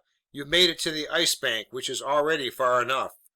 But you won't get any farther, neither your Captain Nemo or his Nautilus. And whether he wants to or not, we'll head north again, in other words, to the land of sensible people." I had to agree that Ned Land was right, and until ships are built to navigate over tracts of ice, they'll have to stop at the Ice Bank. Indeed, despite its efforts, despite the powerful methods it used to split this ice, the Nautilus was reduced to immobility. Ordinarily, when someone can't go any farther, he still has the option of returning in his tracks. But here it was just as impossible to turn back as to go forward, because every passageway had closed behind us, and if our submarine remained even slightly stationary, it would be frozen in without delay. Which is exactly what happened near 2 o'clock in the afternoon, and fresh ice kept forming over the ship's sides with astonishing speed. I had to admit that Captain Nemo's leadership had been most injudicious. Just then I was on the platform, observing the situation for some while. The captain said to me, "Well, professor, what think you?" "I think we're trapped, captain." "Trapped? What do you mean?" "I mean we can't go forward, backward, or sideways. I think that's the standard definition of trapped, at least in the civilized world." "So, Professor Aronnax, you think the Nautilus won't be able to float clear?" "Only with the greatest difficulty, captain, since the season is already too advanced for you to depend on ice breakup." "Oh, professor," Captain Nemo replied in an ironic tone, "you never change. You see only impediments and obstacles. I promise you, not only will the Nautilus float clear, it will go farther still." "Farther south?" I asked, gaping at the captain. "Yes, sir, it will go to the pole." "To the pole!" I exclaimed, unable to keep back a movement of disbelief. "Yes," the captain replied coolly, "the Antarctic pole, that unknown spot crossed by every meridian on the globe. As you know, I do whatever I like with my Nautilus." Yes, I did know that. I knew this man was daring to the point of being foolhardy. But to overcome all the obstacles around the South Pole, even more unattainable than the North Pole, which still hadn't been reached by the boldest navigators, wasn't this an absolutely insane undertaking, one that could occur only in the brain of a madman? It then dawned on me to ask Captain Nemo if he had already discovered this pole, which no human being had ever trod underfoot. "No, sir," he answered me, "but we'll discover it together. Where others have failed, I'll succeed. Never before has my Nautilus cruised so far into these southernmost seas, but I repeat, it will go farther still." "I'd like to believe you, captain," I went on in a tone of some sarcasm. "Oh, I do believe you. Let's forge ahead. There are no obstacles for us. Let's shatter this Ice Bank. Let's blow it up, and if it still resists, let's put wings on the Nautilus and fly over it." "Over it, professor?" Captain Nemo replied serenely. "No, not over it, but under it." "Under it!" I exclaimed. A sudden insight into Captain Nemo's plans had just flashed through my mind. I understood. The marvelous talents of his Nautilus will be put to work once again in this superhuman undertaking. "I can see we're starting to understand each other, professor," Captain Nemo told me with a half smile. "You already glimpse the potential, myself I'd say the success, of this attempt. Maneuvers that aren't feasible for an ordinary ship are easy for the Nautilus. If a continent emerges at the pole, we'll stop at that continent. But on the other hand, if open sea washes the pole, we'll go to that very place." "Right," I said, carried away by the captain's logic. "Even though the surface of the sea has solidified into ice, its lower strata are still open, thanks to that divine justice that puts the maximum density of salt water 1 degree above its freezing point. And if I'm not mistaken, the submerged part of this Ice Bank is in a 4-to-1 ratio to its emerging part." "Very nearly, professor. For each foot of iceberg above the sea, there are 3 more below. Now then, since these ice mountains don't exceed a height of 100 meters, they sink only to a depth of 300 meters. And what are 300 meters to the Nautilus?" "A mere nothing, sir." "We could even go to greater depths and find that temperature layer common to all ocean water, and there we'd brave with impunity the -30 or -40 degree cold on the surface." "True, sir, very true," I replied with growing excitement. "Our sole difficulty," Captain Nemo went on, "lies in our staying submerged for several days without renewing our air supply." "That's all?" I answered. "The Nautilus has huge air tanks. We'll fill them up and they'll supply all the oxygen we need." "Good thinking, Professor Aronnax," the captain replied with a smile. "But since I don't want to be accused of foolhardiness, I'm giving you all my objections in advance." "You have more?" "Just one. If a sea exists at the South Pole, it's possible this sea may be completely frozen over, so we couldn't come up to the surface." "My dear sir, have you forgotten that the Nautilus is armed with a fearsome spur? Couldn't it be launched diagonally against those tracts of ice, which would break open from the impact?" "Ah, professor, you're full of ideas today. Besides, captain," I added with still greater enthusiasm, "why couldn't we find open sea at the South Pole just as at the North Pole? The cold temperature poles and the geographical poles don't coincide in either the northern or southern hemispheres. And until proof to the contrary, we can assume these 2 spots on the Earth feature either a continent or an ice-free ocean." "I think as you do, Professor Aronnax," Captain Nemo replied. "I'll only point out that after raising so many objections against my plan, you're now crushing me under these arguments in its favor." Captain Nemo was right. I was outdoing him in daring. It was I who was sweeping him to the pole. I was leading the way. I was out in front. But no, you silly fool, Captain Nemo already knew the pros and cons of this question, and it amused him to see you flying off into impossible fantasies. Nevertheless, he didn't wait an instant. At his signal, the chief officer appeared. The two men held a quick exchange in their incomprehensible language, and either the chief officer had been alerted previously, or he found the plan feasible, because he showed no surprise. But as unemotional as he was, he couldn't have been more impeccably emotionless than Conseil when I told the fine lad our intention of pushing on to the South Pole. He greeted my announcement with the usual "as master wishes," and I had to be content with that. As for Ned Land, no human shoulders ever executed a higher shrug than the pair belonging to our Canadian. "Honestly, sir," he told me, "you and your Captain Nemo, I pity you both. But we will go to the pole, Mr. Land." "Maybe, but you won't come back." And Ned Land re-entered his cabin, to keep from doing something desperate, he said as he left me. Meanwhile, preparations for this daring attempt were getting under way. The Nautilus's powerful pumps forced air down into the tanks and stored it under high pressure. Near 4 o'clock, Captain Nemo informed me that the platform hatches were about to be closed. I took a last look at the dense ice bank we were going to conquer. The weather was fair, the skies reasonably clear, the cold quite brisk, namely, -12°C. But after the wind had lulled, this temperature didn't seem too unbearable. Equipped with picks, some 10 men climbed onto the Nautilus's side and cracked loose the ice around the ship's lower plating, which was soon set free. This operation was swiftly executed because the fresh ice was still thin. We all re-entered the interior. The main ballast tanks were filled with the water that hadn't yet congealed at our line of flotation. The Nautilus submerged without delay. I took a seat in the lounge with Conseil. Through the open window, we stared at the lower strata of the southernmost ocean. The thermometer rose again. The needle on the pressure gauge swerved over its dials. About 300 meters down, just as Captain Nemo had predicted, we cruised beneath the undulating surface of the Ice Bank. But the Nautilus sank deeper still. It reached a depth of 800 meters. At the surface, this water gave a temperature of -12°C, but now it gave no more than -10 degrees. 2 degrees had already been gained. Thanks to its heating equipment, the Nautilus's temperature, needless to say, stayed at a much higher degree. Every maneuver was accomplished with extraordinary precision. "With all due respect to master," Conseil told me, "we'll pass it by." "I fully expect to," I replied in a tone of deep conviction. Now, in open water, the Nautilus took a direct course to the pole without veering from the 52nd meridian. From 67 degrees 30 minutes to 90 degrees 22.5 minutes of latitude were left to cross.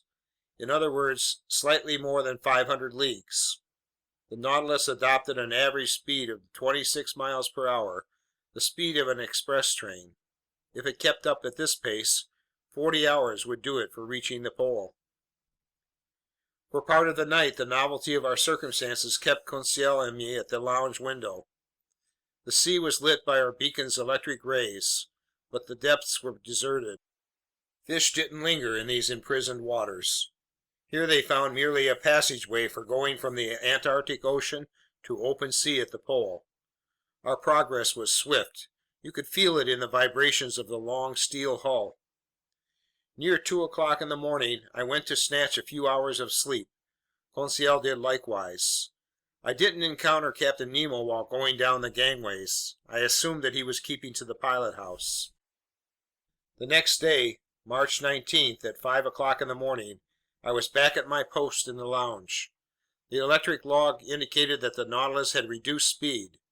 By then it was rising to the surface, but cautiously, while slowly emptying its ballast tanks. My heart was pounding. Would we emerge into the open and find the polar air again? No. A jolt told me the Nautilus had bumped the underbelly of the Ice Bank, still quite thick to judge from the hollowness of the accompanying noise. Indeed, we had struck bottom, to use nautical terminology, but in the opposite direction and at a depth of 3,000 feet. That gave us 4,000 feet of ice overhead, of which 1,000 feet emerged above water. So the Ice Bank was higher here than we had found it on the outskirts, a circumstance less than encouraging. Several times that day, the Nautilus repeated the same experiment, and always it bumped against this surface that formed a ceiling above it. At certain moments the ship encountered ice at a depth of 900 meters, denoting a thickness of 1,200 meters, of which 300 meters rose above the level of the ocean. This height had tripled since the moment the Nautilus had dived beneath the waves. I meticulously noted these different depths, obtaining the underwater profile of this upside-down mountain chain that stretched beneath the sea.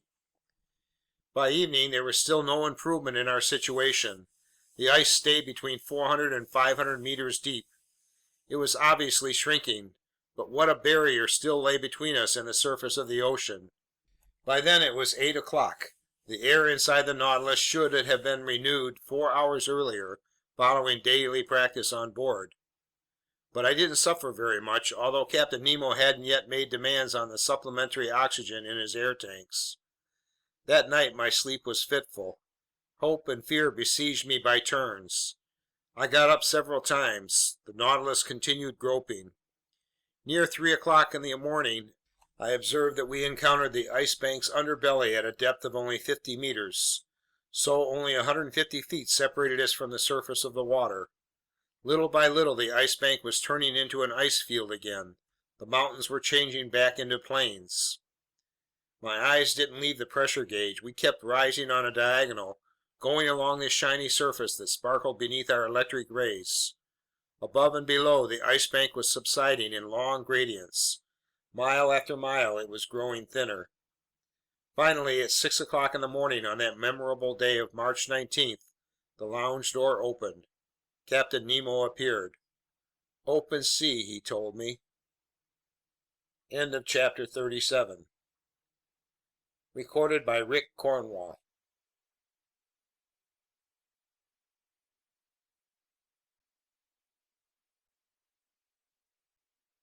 "20,000 Leagues Under the Sea" by Jules Verne. Translated by F.P. Walter. Chapter 38. The South Pole. I rushed up onto the platform. Yes, open sea. Barely a few sparse floes, some moving icebergs, a sea stretching into the distance, hosts of birds in the air, and myriads of fish under the waters, which varied from intense blue to olive green depending on the depth. The thermometer marked 3 degrees centigrade. It was as if a comparative springtime had been locked up behind the Ice Bank, whose distant masses were outlined on the northern horizon. "Are we at the pole?" I asked the captain, my heart pounding. "I've no idea," he answered me. "At noon we'll fix our position." "But will the sun show through the mist?" I said, staring at the grayish sky. "No matter how faintly it shines, it will be enough for me," the captain replied. To the south, 10 miles from the Nautilus, a solitary islet rose to a height of 200 meters. We proceeded toward it, but cautiously because the sea could have been strewn with reefs. In an hour we had reached the islet. 2 hours later we had completed a full circle around it. It measured 4 to 5 miles in circumference. A narrow channel separated it from the considerable shore, perhaps a continent whose limits we couldn't see. The existence of this shore seemed to bear out Commander Maury's hypothesis. In essence, this ingenious American has noted that between the South Pole and the 60th parallel, the sea is covered with floating ice of dimensions much greater than any found in the North Atlantic. From this fact, he drew the conclusion that the Antarctic Circle must contain considerable shores, since icebergs can't form on the high seas but only along coastlines. According to his calculations, this frozen mass enclosing the southernmost pole forms a vast ice cap whose width must reach 4,000 kilometers. Meanwhile, to avoid running aground, the Nautilus halted 3 cable lengths from a strand crowned by superb piles of rocks. The skiff was launched to sea. 2 crewmen carrying instruments, the captain, Conseil, and I were on board. It was 10 o'clock in the morning. I hadn't seen Ned Land.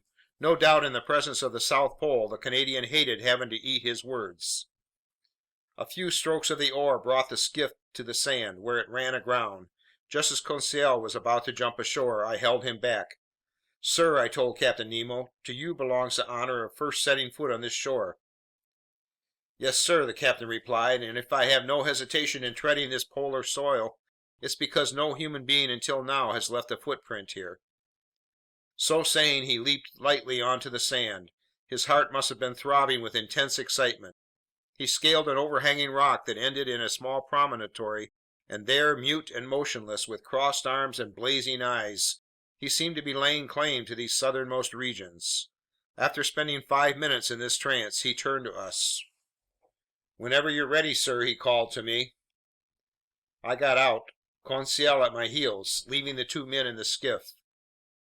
Over an extensive area, the soil consisted of that igneous gravel called tuff, reddish in color as if made from crushed bricks. The ground was covered with slag, lava flows, and pumice stones. Its volcanic origin was unmistakable. In certain localities, thin smoke holes gave off a sulfurous odor, showing that the inner fires still kept their wide-ranging power. Nevertheless, when I scaled a high escarpment, I could see no volcanoes within a radius of several miles. In these Antarctic districts, as is well known, Sir James Clark Ross has found the equators of Mount Erebus and Mount Terror in fully active condition on the 167th meridian at latitude 77 degrees 32 minutes. The vegetation on this desolate continent struck me as quite limited. A few lichens of the species Usnea melanoxanthra sprawled over the black rocks. The whole meager flora of this region consisted of certain microscopic buds, rudimentary diatoms made up of a type of cell positioned between two quartz-rich shells, plus long purple and crimson fucus plants, buoyed by small air bladders and washed up on the coast by the surf. The beach was strewn with mollusks, small mussels, limpets, smooth heart-shaped cockles, and especially some sea butterflies with oblong membrane-filled bodies whose heads are formed from two round lobes. I also saw myriads of those northernmost sea butterflies 3 centimeters long, which a baleen whale can swallow by the thousands in one gulp. The open waters at the shoreline were alive with these delightful pteropods, true butterflies of the sea. Among other zoophytes present in these shallows, there were a few coral tree forms that, according to Sir James Clark Ross, lived in these Antarctic seas at depths as great as 1,000 meters. Then small alcyon coral belonging to the species Procellaria pelagicea, also a large number of starfish unique to these climes, plus some feather stars spangling the sand. But it was in the air that life was superabundant. There, various species of birds flew and fluttered by the thousands, deafening us with their calls. Crowding the rocks, other fowl watched without fear as we passed and pressed familiarly against our feet. These were auks, as agile and supple in water, where they are sometimes mistaken for fast bonito, as they are clumsy and heavy on land. They uttered outlandish calls and participated in numerous public assemblies that featured much noise but little action. Among other fowl, I noted some sheathbills from the wading bird family, the size of pigeons, white in color, the beak short and conical, the eyes framed by red circles. Conseil laid in a supply of them because when they're properly cooked, these winged creatures make a pleasant dish. In the air there passed sooty albatross with 4-meter wingspans, birds aptly dubbed vultures of the ocean. Also gigantic petrels, including several with arching wings, enthusiastic eaters of seal that are known as quebrantahuesos, or ospreys, and Cape pigeons, a sort of small duck, the tops of their bodies black and white. In short, a whole series of petrels, some whitish with wings trimmed in brown, others blue and exclusive to these Antarctic seas.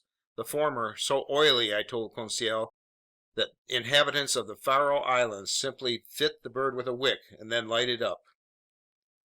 With that minor addition, Conseil replied, these fowls would make perfect lamps. After this, we should insist that nature equip them with wicks in advance.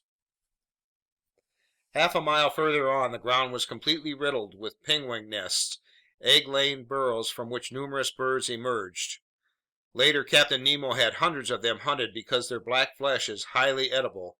They brayed like donkeys, the size of a goose with slate-colored bodies, white undersides, and lemon-colored neckbands. These animals let themselves be stoned to death without making any effort to get away.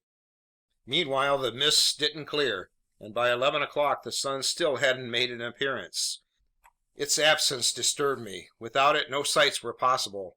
then how could we tell whether we had reached the pole? When I joined Captain Nemo, I found him leaning silently against a piece of rock and staring at the sky. He seemed impatient, baffled, but what could we do? This daring and powerful man couldn't control the sun as he did the sea. Noon arrived without the orb of day appearing for a single instant. You couldn't even find its hiding place behind the curtain of mist, and soon this mist began to condense into snow. "Until tomorrow," the captain said simply, and we went back to the Nautilus amid flurries in the air. During our absence, the nets had been spread, and I observed with fascination the fish just hauled on board. The Antarctic seas serve as a refuge for an extremely large number of migratory fish that flee from storms in the subpolar zones, in truth only to slide down the gullets of porpoises and seals. I noted some 1 decimeter southern bullhead, a species of whitish cartilaginous fish overrun with bluish-gray stripes and armed with stings; then some Antarctic rabbitfish 3 feet long, the body very slender, the skin a smooth silver white, the head rounded, the top side furnished with 3 fins, the snout ended in a trunk that curved back toward the mouth. I sampled its flesh but found it tasteless, despite Conseil's views, which were very largely approving. The blizzard lasted until the next day. It was impossible to stay on the platform. From the lounge where I was writing up the incidents of this excursion to the polar continent, I could hear the calls of petrel and albatross cavorting in the midst of the turmoil. The Nautilus didn't stay idle, and cruising along the coast, it advanced some 10 miles further south, amid the half light left by the sun as it skimmed the edge of the horizon. The next day, March 20th, it stopped snowing. The cold was a little more brisk. The thermometer marked -2 degrees centigrade. The mist had cleared, and on that day I hoped our noon sights could be accomplished. Since Captain Nemo hadn't yet appeared, only Conseil and I were taken ashore by the skiff. The soil's nature was still the same, volcanic. Traces of lava, slag, and basaltic rock were everywhere, but I couldn't find the crater that had vomited them up. There, as yonder, myriads of birds enlivened this part of the polar continent, but they had to share their dominion with huge herds of marine animals that looked at us with gentle eyes. These were seals of various species, some stretched out on the ground, others lying on drifting ice floes, several leaving or re-entering the sea. Having never dealt with man, they didn't run off at our approach, and I counted enough of them thereabouts to provision a couple hundred ships. "Ye gods," Conseil said. "It's fortunate that Ned Land didn't come with us." "Why so, Conseil?" "Because that madcap hunter would kill every animal here. Every animal may be overstating it, but in truth I doubt we could keep our Canadian friend from harpooning some of these magnificent cetaceans, which would be an affront to Captain Nemo, since he hates to slay harmless beasts needlessly." "He's right." "Certainly, Conseil. But tell me, haven't you finished classifying these superb specimens of marine fauna?" "Master is well aware," Conseil replied, "that I'm not seasoned in practical application. When master has told me these animals' names, they're seals and walruses." "Two genera," our scholarly Conseil hastened to say, "that belong to the family Pinnipedia, order Carnivoria, group Unguiculata, subclass Monodelphia, class Mammalia, branch Vertebrata." "Very nice, Conseil," I replied, "but these two genera of seals and walruses are each divided into species, and if I'm not mistaken, we now have a chance to actually look at them. Let's." It was 8 o'clock in the morning. We had 4 hours to ourselves before the sun could be productively observed. I guided our steps toward a huge bay that made a crescent-shaped incision in the granite cliffs along the beach. There, all about us, I swear that the shores and ice floes were crowded with marine animals as far as the eye could see, and I involuntarily looked around for old Proteus, that mythological shepherd who guarded King Neptune's immense flocks. To be specific, these were seals. They formed distinct male and female groups, the father watching over his family, the mother suckling her little ones, the stronger youngsters emancipated a few paces away. When these mammals wanted to relocate, they moved in little jumps made by contracting their bodies, clumsily helped by their imperfectly developed flippers, which, as with their manatee relatives, form actual forearms. In the water, their ideal element, I must say these animals swim wonderfully thanks to their flexible backbones, narrow pelvises, close cropped hair, and webbed feet. Resting on shore, they assume extremely graceful positions. Consequently, their gentle features, their sensitive expressions equal to those of the loveliest women, their soft, limpid eyes, their charming poses, led the ancients to glorify them by metamorphosing the males into sea gods and the females into mermaids. I drew Conseil's attention to the considerable growth of the cerebral lobes found in these intelligent cetaceans. No mammal except man has more abundant cerebral matter. Accordingly, seals are quite capable of being educated. They make good pets, and together with certain other naturalists, I think these animals can be properly trained to perform yeoman service as hunting dogs for fishermen. Most of these seals were sleeping on the rocks or the sand.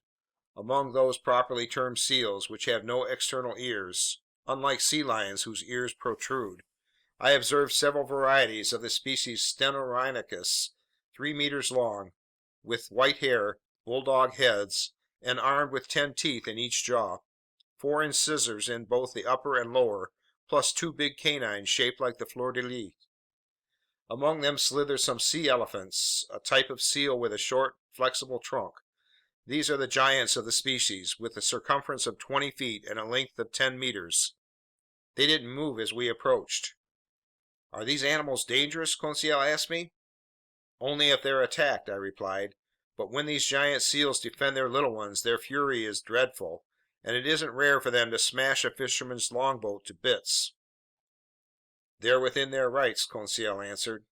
"I don't say nay." 2 miles further on, we were stopped by a promontory that screened the bay from southerly winds. It dropped straight down to the sea, and surf formed against it. From beyond this ridge, there came fearsome billows, such as a herd of cattle might produce. "Gracious," Conseil put in, "a choir of bulls?" "No," I said, "a choir of walruses." "Are they fighting with each other?"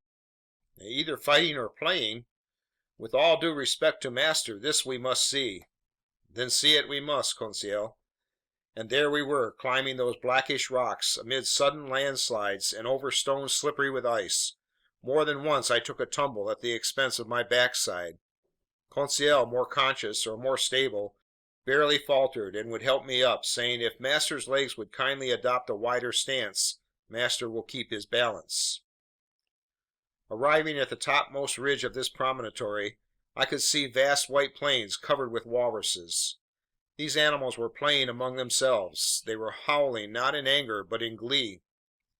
Walruses resemble seals in the shape of their bodies and the arrangement of their limbs, but their lower jaws lack canines and incisors, and as for their upper canines, they consist of 2 tusks 80 centimeters long with a circumference of 33 centimeters at the socket, made of solid ivory, without striations, harder than elephant tusks, and less prone to yellowing.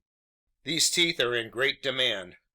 Accordingly, walruses are the victims of a mindless hunting that soon will destroy them all, since their hunters indiscriminately slaughter pregnant females and youngsters, and over 4,000 individuals are destroyed annually. Passing near these unusual animals, I could examine them at my leisure since they didn't stir. Their hides were rough and heavy, a tan color leaning toward a reddish brown. Their coats were short and less than abundant. Some were 4 meters long, more tranquil and less fearful than their northern relatives. They posted no sentinels on guard duty at the approaches to their campsite. After examining this community of walruses, I decided to return in my tracks. It was 11 o'clock, and if Captain Nemo found conditions favorable for taking his sights, I wanted to be present at the operation. But I held no hopes that the sun would make an appearance that day. It was hidden from our eyes by clouds squeezed together on the horizon.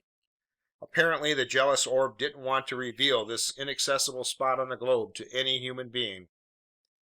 Yet I decided to return to the Nautilus. We went along a steep, narrow path that ran over the cliff's summit. By 11:30, we had arrived at our landing place. The beached skiff had brought the captain ashore. I stopped him standing on a chunk of basalt.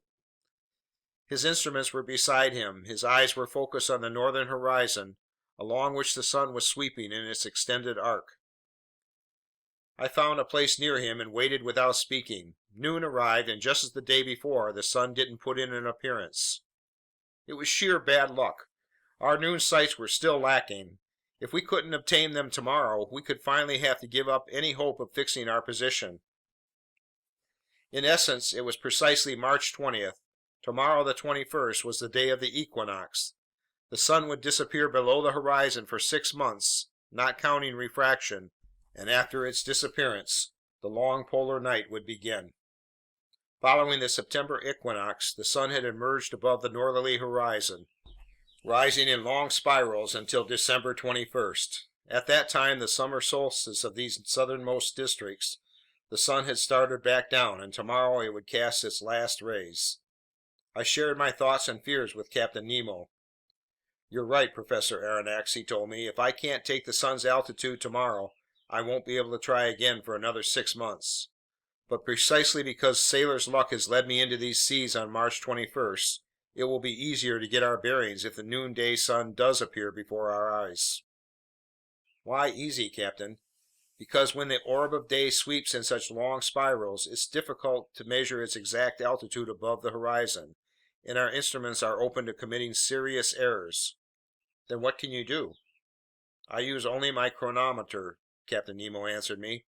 "At noon tomorrow, March 21st, if, after accounting for refraction, the sun's disk is cut exactly in half by the northern horizon, that will mean I'm at the South Pole." "Right," I said. "Nevertheless, it isn't mathematically exact proof, because the equinox needn't fall precisely at noon." "No doubt, sir, but the error will be under 100 meters, and that's close enough for us. Until tomorrow, then." Captain Nemo went back on board. Conseil and I stayed behind until 5 o'clock, surveying the beach, observing and studying. The only unusual object I picked up was an auk's egg of remarkable size, for which a collector would have paid more than 1,000 francs. Its cream-colored tint, plus the streaks and markings that decorated it like so many hieroglyphics, made it a rare trinket. I placed it in Conseil's hand, and holding it like a precious porcelain from China, that cautious, sure-footed lad got it back to the Nautilus in one piece. There I put this rare egg inside one of the glass cases in the museum. I ate supper, feasting with appetite on an excellent piece of seal liver, whose flavor reminded me of pork. Then I went to bed, but not without praying like a good Hindu for the favors of the radiant orb. The next day, March 21st, bright and early at 5 o'clock in the morning, I climbed onto the platform. I found Captain Nemo there. "The weather is clearing a bit," he told me. "I have high hopes. After breakfast, we'll make our way ashore and choose an observation post." This issue settled, I went to find Ned Land. I wanted to take him with me. The obstinate Canadian refused, and I could clearly see that his tight-lipped mood and his bad temper were growing by the day. Under the circumstances, I ultimately wasn't sorry that he refused. In truth, there were too many seals ashore, and it could never do to expose this impulsive fisherman to such temptations. Breakfast over, I made my way ashore. The Nautilus had gone a few more miles during the night. It lay well out, a good league from the coast, which was crowned by a sharp peak 400 to 500 meters high. In addition to me, the skiff carried Captain Nemo, two crewmen, and the instruments. In other words, a chronometer, a spyglass, and a barometer. During our crossing, I saw numerous baleen whales belonging to the 3 species unique to these southernmost seas: the bowhead whale, or right whale according to the English, which has no dorsal fin; the humpback whale from the genus Balaenoptera, in other words, winged whales, beasts with wrinkled bellies and huge whitish fins that, genus name regardless, do not yet form wings; and the finback whales, yellowish brown, the swiftest of all cetaceans. This powerful animal is audible from far away when it sends up towering spouts of air and steam. Herds of these different mammals were playing about in the tranquil waters, and I could easily see that this Antarctic polar basin now served as a refuge for these cetaceans too relentlessly pursued by hunters. I also noted long, whitish strips of salps, a type of mollusk found in clusters, and some jellyfish of large size that swayed in the eddies of the billows. By 9 o'clock we had pulled up to the shore. The sky was growing brighter. Clouds were fleeing to the south. Mists were rising from the cold surface of the water. Captain Nemo headed toward the peak, which he no doubt planned to make his observatory. It was an arduous climb over sharp lava and pumice stones in the midst of air often reeking with sulfurous fumes from the smoke holes. For a man out of practice at treading land, the captain scaled the steepest slopes with a supple agility I could not equal, and which would have been envied by hunters of Pyrenees mountain goats. It took us 2 hours to reach the summit of this half crystal, half basalt peak. From there our eyes scanned a vast sea which scrawled its boundary line firmly against the background of the northern sky. At our feet, dazzling tracts of white. Over our heads, a pale azure, clear of mist. North of us, the sun's disk, like a ball of fire already cut into by the edge of the horizon. From the heart of the waters, jets of liquid rising like hundreds of magnificent bouquets. Far off, like a sleeping cetacean, the Nautilus. Behind us to the south and east, an immense shore, a chaotic heap of rocks and ice whose limits we couldn't see. Arriving at the summit of this peak, Captain Nemo carefully determined its elevation by means of his barometer, since he had to take this factor into account in his noon sights. At 11:45, the sun, by then seen only by refraction, looked like a golden disk dispersing its last rays over this deserted continent and down to those seas not yet plowed by the ships of man. Captain Nemo had brought a spyglass with a reticular eyepiece, which corrected the sun's refraction by means of a mirror, and he used it to observe the orb sinking little by little along a very extended diagonal that reached below the horizon. I held the chronometer. My heart was pounding mightily. If the lower half of the sun's disk disappeared just as the chronometer said noon, we were right at the pole. "Noon," I called. "The South Pole," Captain Nemo replied in a solemn voice, handing me the spyglass, which showed the orb of day cut into two exactly equal parts by the horizon. I stared at the last rays wreathing this peak while shadows were gradually climbing its gradients. Just then, reaching his hand on my shoulder, Captain Nemo said to me: "In 1600, sir, the Dutchman Gertic was swept by storms and currents, reaching latitude 64 degrees south and discovering the South Shetland Islands. On January 17, 1773, the famous Captain Cook went along the 38th meridian, arriving at latitude 67 degrees 30 minutes. And on January 30th, 1774, along the 109th meridian, he reached latitude 71 degrees 15 minutes.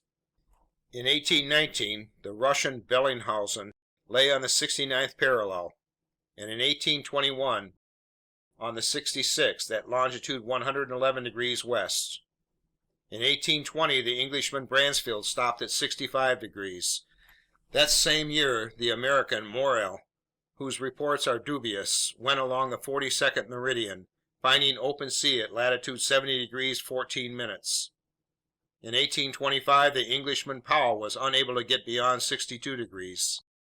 That same year, a humble sea fisherman, the Englishman Waddell, went as far as latitude 72 degrees 14 minutes on the 35th meridian, and as far as 74 degrees 15 minutes on the 36th.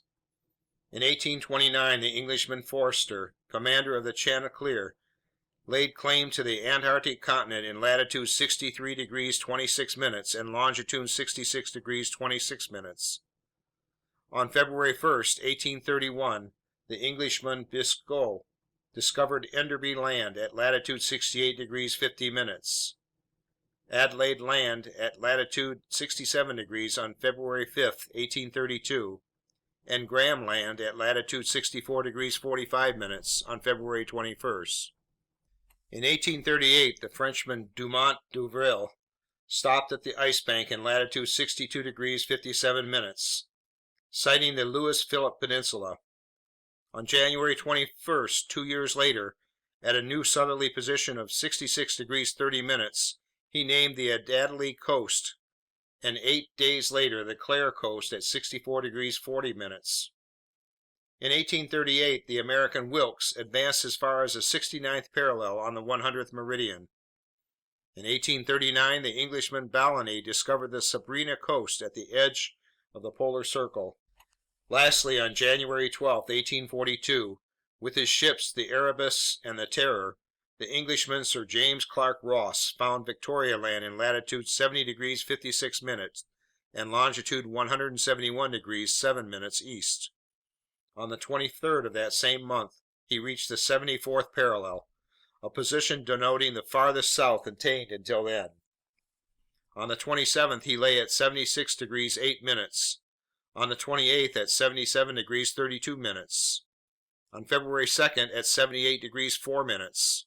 And late in 1842, he returned to 71 degrees, but couldn't get beyond it. Well now, in 1868, on this 21st day of March, I myself, Captain Nemo, have reached the South Pole at 90 degrees. And I hereby claim this entire part of the globe, equal to 1/6 of the known continents. In the name of which sovereign, Captain? In my own name, sir. So saying, Captain Nemo unfurled a black flag bearing a gold N on its quartered bunting. Then, turning toward the orb of day, whose last rays were licking at the sun's horizon, "Farewell, O sun," he called. "Disappear, O radiant orb. Retire beneath this open sea, and let 6 months of night spread their shadows over my new domains." End of chapter 38. Recording by Rick Cornwall.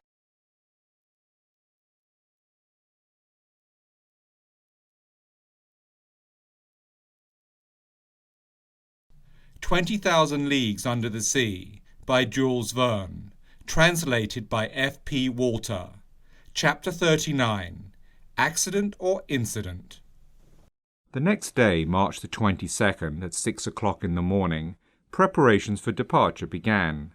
The last gleams of twilight were melting into night. The cold was brisk. The constellations were glittering with startling intensity. The wonderful Southern Cross, polar star of the Antarctic regions, twinkled at its zenith. The thermometer marked -12 degrees centigrade, and a fresh breeze left a sharp nip in the air. Ice floes were increasing over the open water. The sea was starting to congeal everywhere. Numerous blackish patches were spreading over its surface, announcing the imminent formation of fresh ice.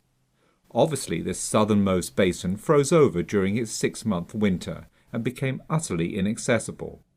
What happened to the whales during this period? No doubt they went beneath the ice bank to find more feasible seas. As for seals and walruses, they were accustomed to living in the harshest climates and stayed on in these icy waterways. These animals know by instinct how to gouge holes in the ice fields and keep them continually open. They go to these holes to breathe. Once the birds have migrated northward to escape the cold, these marine mammals remain as sole lords of the polar continent. Meanwhile, the ballast tanks filled with water, and the Nautilus sank slowly. At a depth of 1,000 feet it stopped. Its propeller churned the waves, and it headed due north at a speed of 15 miles per hour.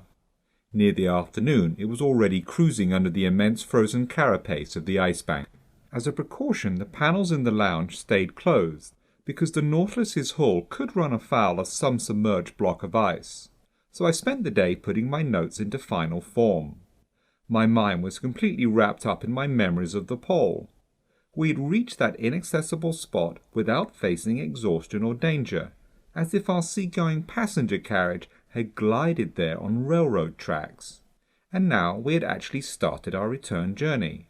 Did it still have comparable surprises in store for me? I felt sure it did, so inexhaustible is this series of underwater wonders.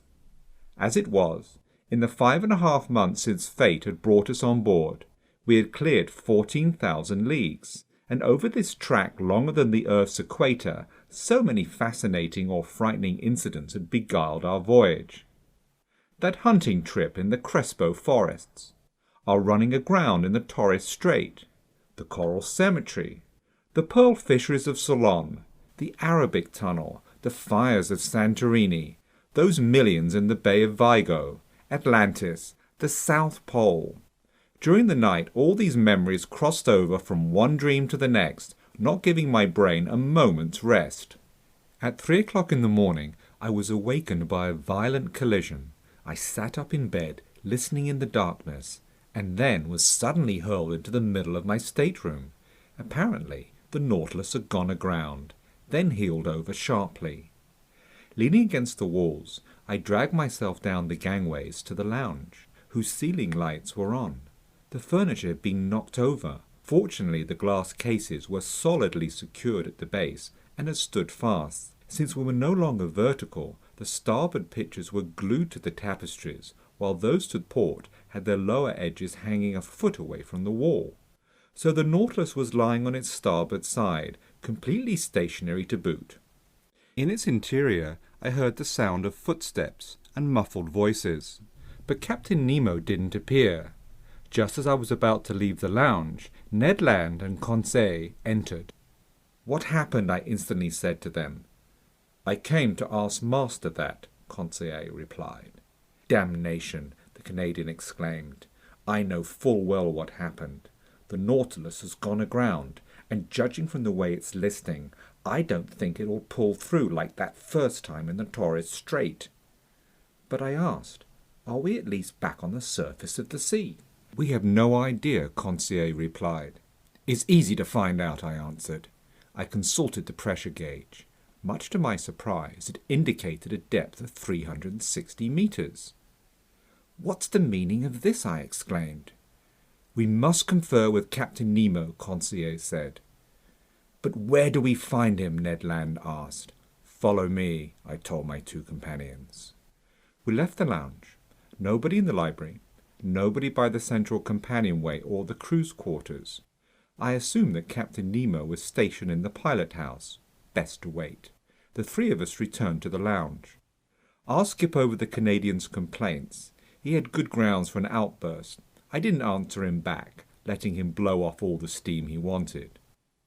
We had been left to ourselves for 20 minutes, trying to detect the tiniest noises inside the Nautilus, when Captain Nemo entered. He didn't seem to see us. His facial features, usually so emotionless, revealed a certain uneasiness. He studied the compass and pressure gauge in silence, then went and put his finger on the world map at a spot in the sector depicting the southernmost seas. I hesitated to interrupt him, but some moments later, when he turned to me, I threw back at him a phrase he had used in the Torres Strait. "An incident, Captain?" "No, sir," he replied. "This time, an accident." "Serious?" "Perhaps." "Is there any immediate danger?" "No." "The Nautilus has run aground?" "Yes." "And this accident came about?" "Through nature's unpredictability, not man's incapacity. No errors were committed in our maneuvers. Nevertheless, we can't prevent a loss of balance from taking its toll. One may defy human laws, but no one can withstand the laws of nature." Captain Nemo had picked an odd time to philosophize. All in all, this reply told me nothing. "May I learn, sir," I asked him, "what caused this accident?" "An enormous block of ice, an entire mountain, has toppled over," he answered me. When an iceberg is eroded at the base by warmer waters or by repeated collisions, its center of gravity rises. Then it somersaults. It turns completely upside down. That's what happened here. When it overturned, one of these blocks hit the Nautilus as it was cruising under the waters. Sliding under our hull, this block then raised us with irresistible power, lifting us into less congested strata where we now lie on our side.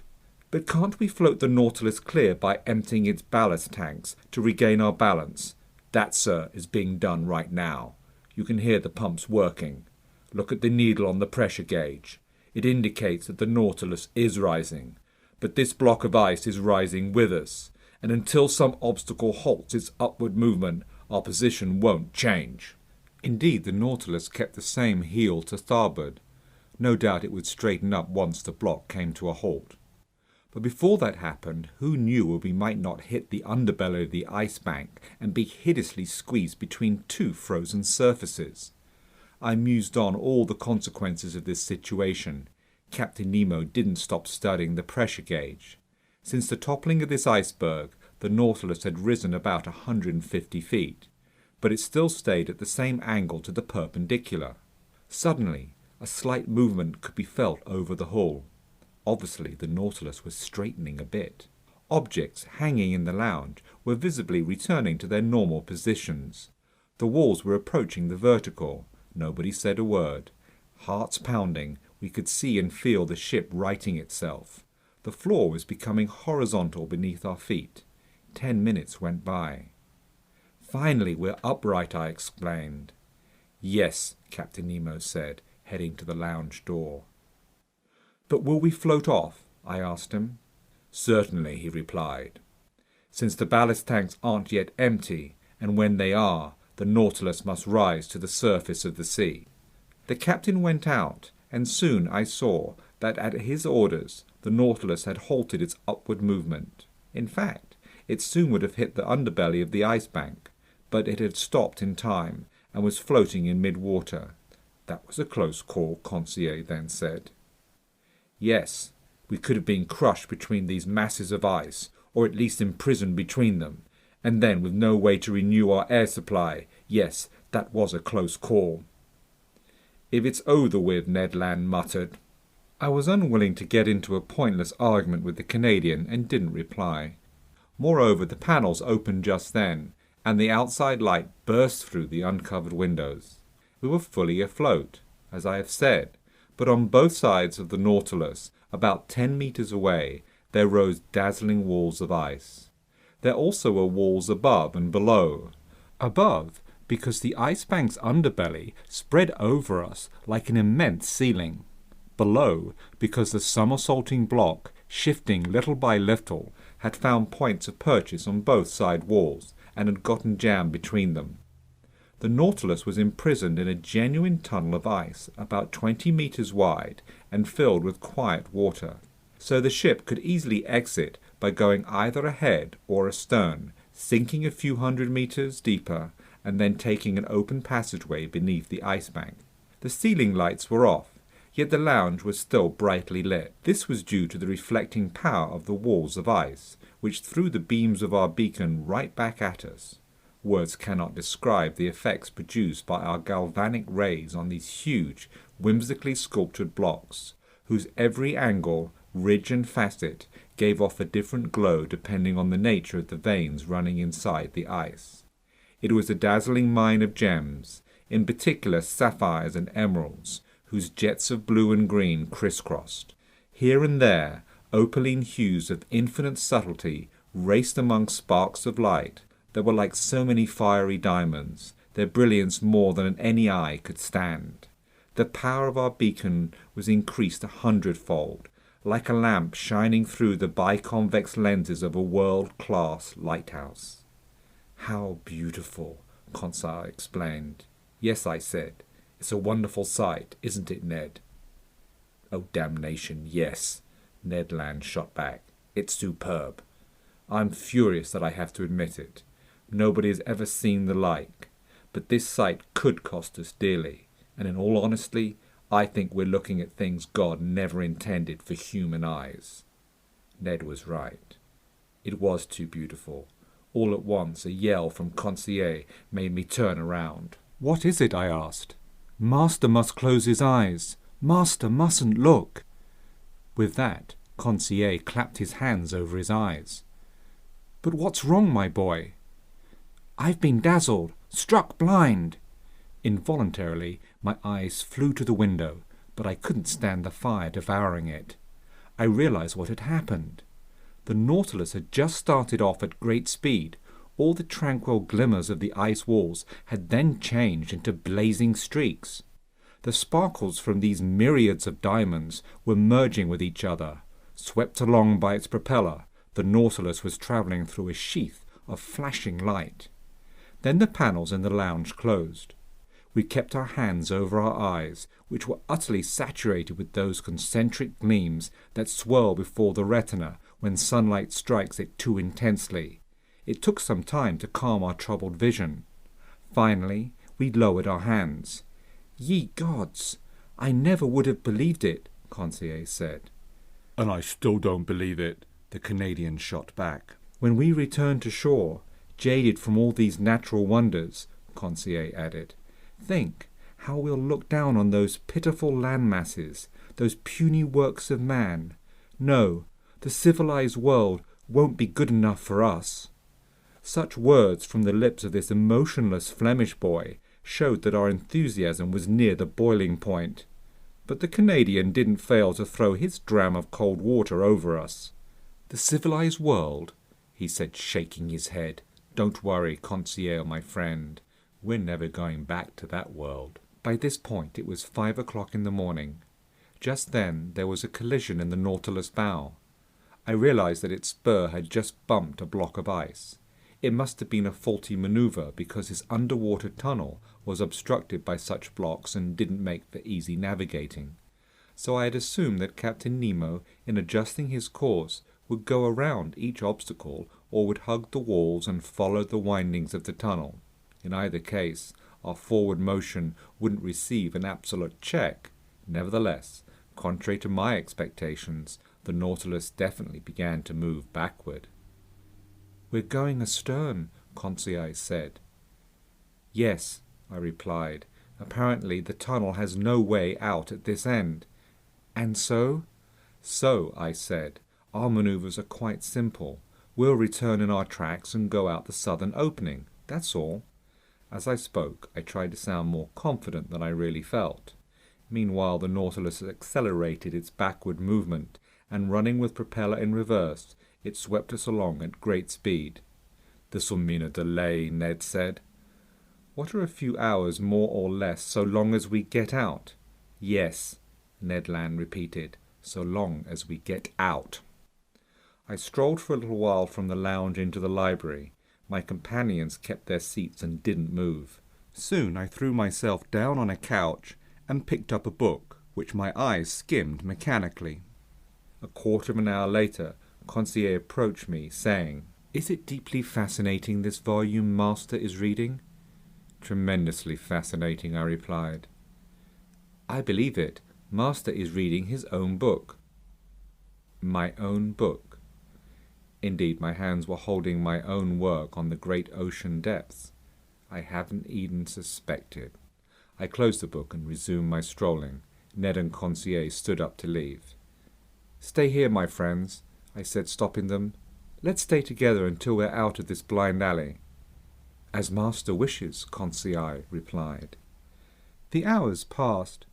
I often studied the instruments hanging on the lounge wall. The pressure gauge indicated that the Nautilus stayed at a constant depth of 300 meters. The compass that it kept heading south. The log that it was traveling at a speed of 20 miles per hour. An excessive speed in such a cramped area. But Captain Nemo knew that by this point there was no such thing as too fast, since minutes were now worth centuries. At 8:25, a second collision took place. This time astern. I grew pale. My companions came over. I clutched Conseil's hand.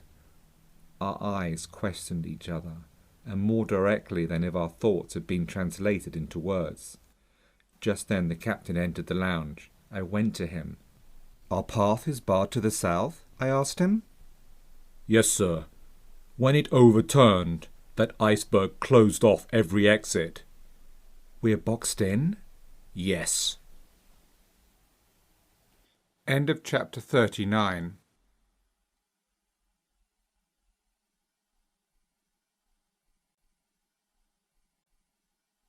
"20,000 Leagues Under the Sea" by Jules Verne. Translated by F.P. Walter. Chapter 16. Shortage of Air. Consequently, above, below, and around the Nautilus, there were impenetrable frozen walls. We were the Ice Bank's prisoners. The Canadian banged a table with his fearsome fist. Conseil kept still. I stared at the captain. His face had resumed its usual emotionlessness. He crossed his arms, he pondered. The Nautilus did not stir. The captain then broke into speech. "Gentlemen," he said in a calm voice, "there are two ways of dying under the conditions in which we're placed." This inexplicable individual acted like a mathematics professor working out a problem for his pupils. "The first way," he went on, "is death by crushing. The second is death by asphyxiation. I don't mention the possibility of death by starvation, because the Nautilus's provisions will certainly last longer than we will. Therefore, let's concentrate on our chances of being crushed or asphyxiated." "As for asphyxiation, Captain," I replied, "that isn't a cause for alarm because the air tanks are full." "True," Captain Nemo went on, "but they'll supply air for only 2 days. Now then, we've been buried beneath the waters for 36 hours, and the Nautilus's heavy atmosphere already needs renewing. In another 48 hours, our reserve air will be used up." "Well then, Captain, let's free ourselves within 48 hours." "We'll try to at least by cutting through one of these walls surrounding us." "Which one?" I asked. "Borings will tell us that. I'm going to ground the Nautilus on the lower shelf. Then my men will put on their diving suits and attack the thinnest of these ice walls." "Can the panels in the lounge be left open?" "Without ill effect. We're no longer in motion." Captain Nemo went out. Hissing sounds soon told me that water was being admitted into the ballast tanks. The Nautilus slowly settled and rested on the icy bottom at a depth of 350 meters, the depth at which the lower shelf of ice lay submerged. "My friends," I said, "we're in a serious predicament, but I'm counting on your courage and energy." "Sir," the Canadian replied, "this is no time to bore you with my complaints. I'm ready to do anything I can for the common good." "Excellent, Ned," I said, extending my hand to the Canadian. "I might add," he went on, "that I'm as handy with a pick as a harpoon. If I can be helpful to the captain, he can use me any way he wants." "He won't turn down your assistance. Come along, Ned." I led the Canadian to the room where the Nautilus's men were putting on their diving suits. I informed the captain of Ned's proposition, which was promptly accepted. The Canadian got into his underwater costume and was ready as soon as his fellow workers. Each of them carried on his back a Rouquayrol device that the air tanks had supplied with a generous allowance of fresh oxygen, a considerable but necessary drain on the Nautilus's reserves. As for the Ruhmkorff lamps, they were unnecessary in the midst of these brilliant waters saturated with our electric rays. After Ned was dressed, I re-entered the lounge, whose windows had been uncovered. Stationed next to Conseil, I examined the strata surrounding and supporting the Nautilus. Some moments later, we saw a dozen crewmen set foot on the shelf of ice, among them Ned Land, easily recognized by his tall figure. Captain Nemo was with them. Before digging into the ice, the captain had to obtain borings to ensure working in the best direction.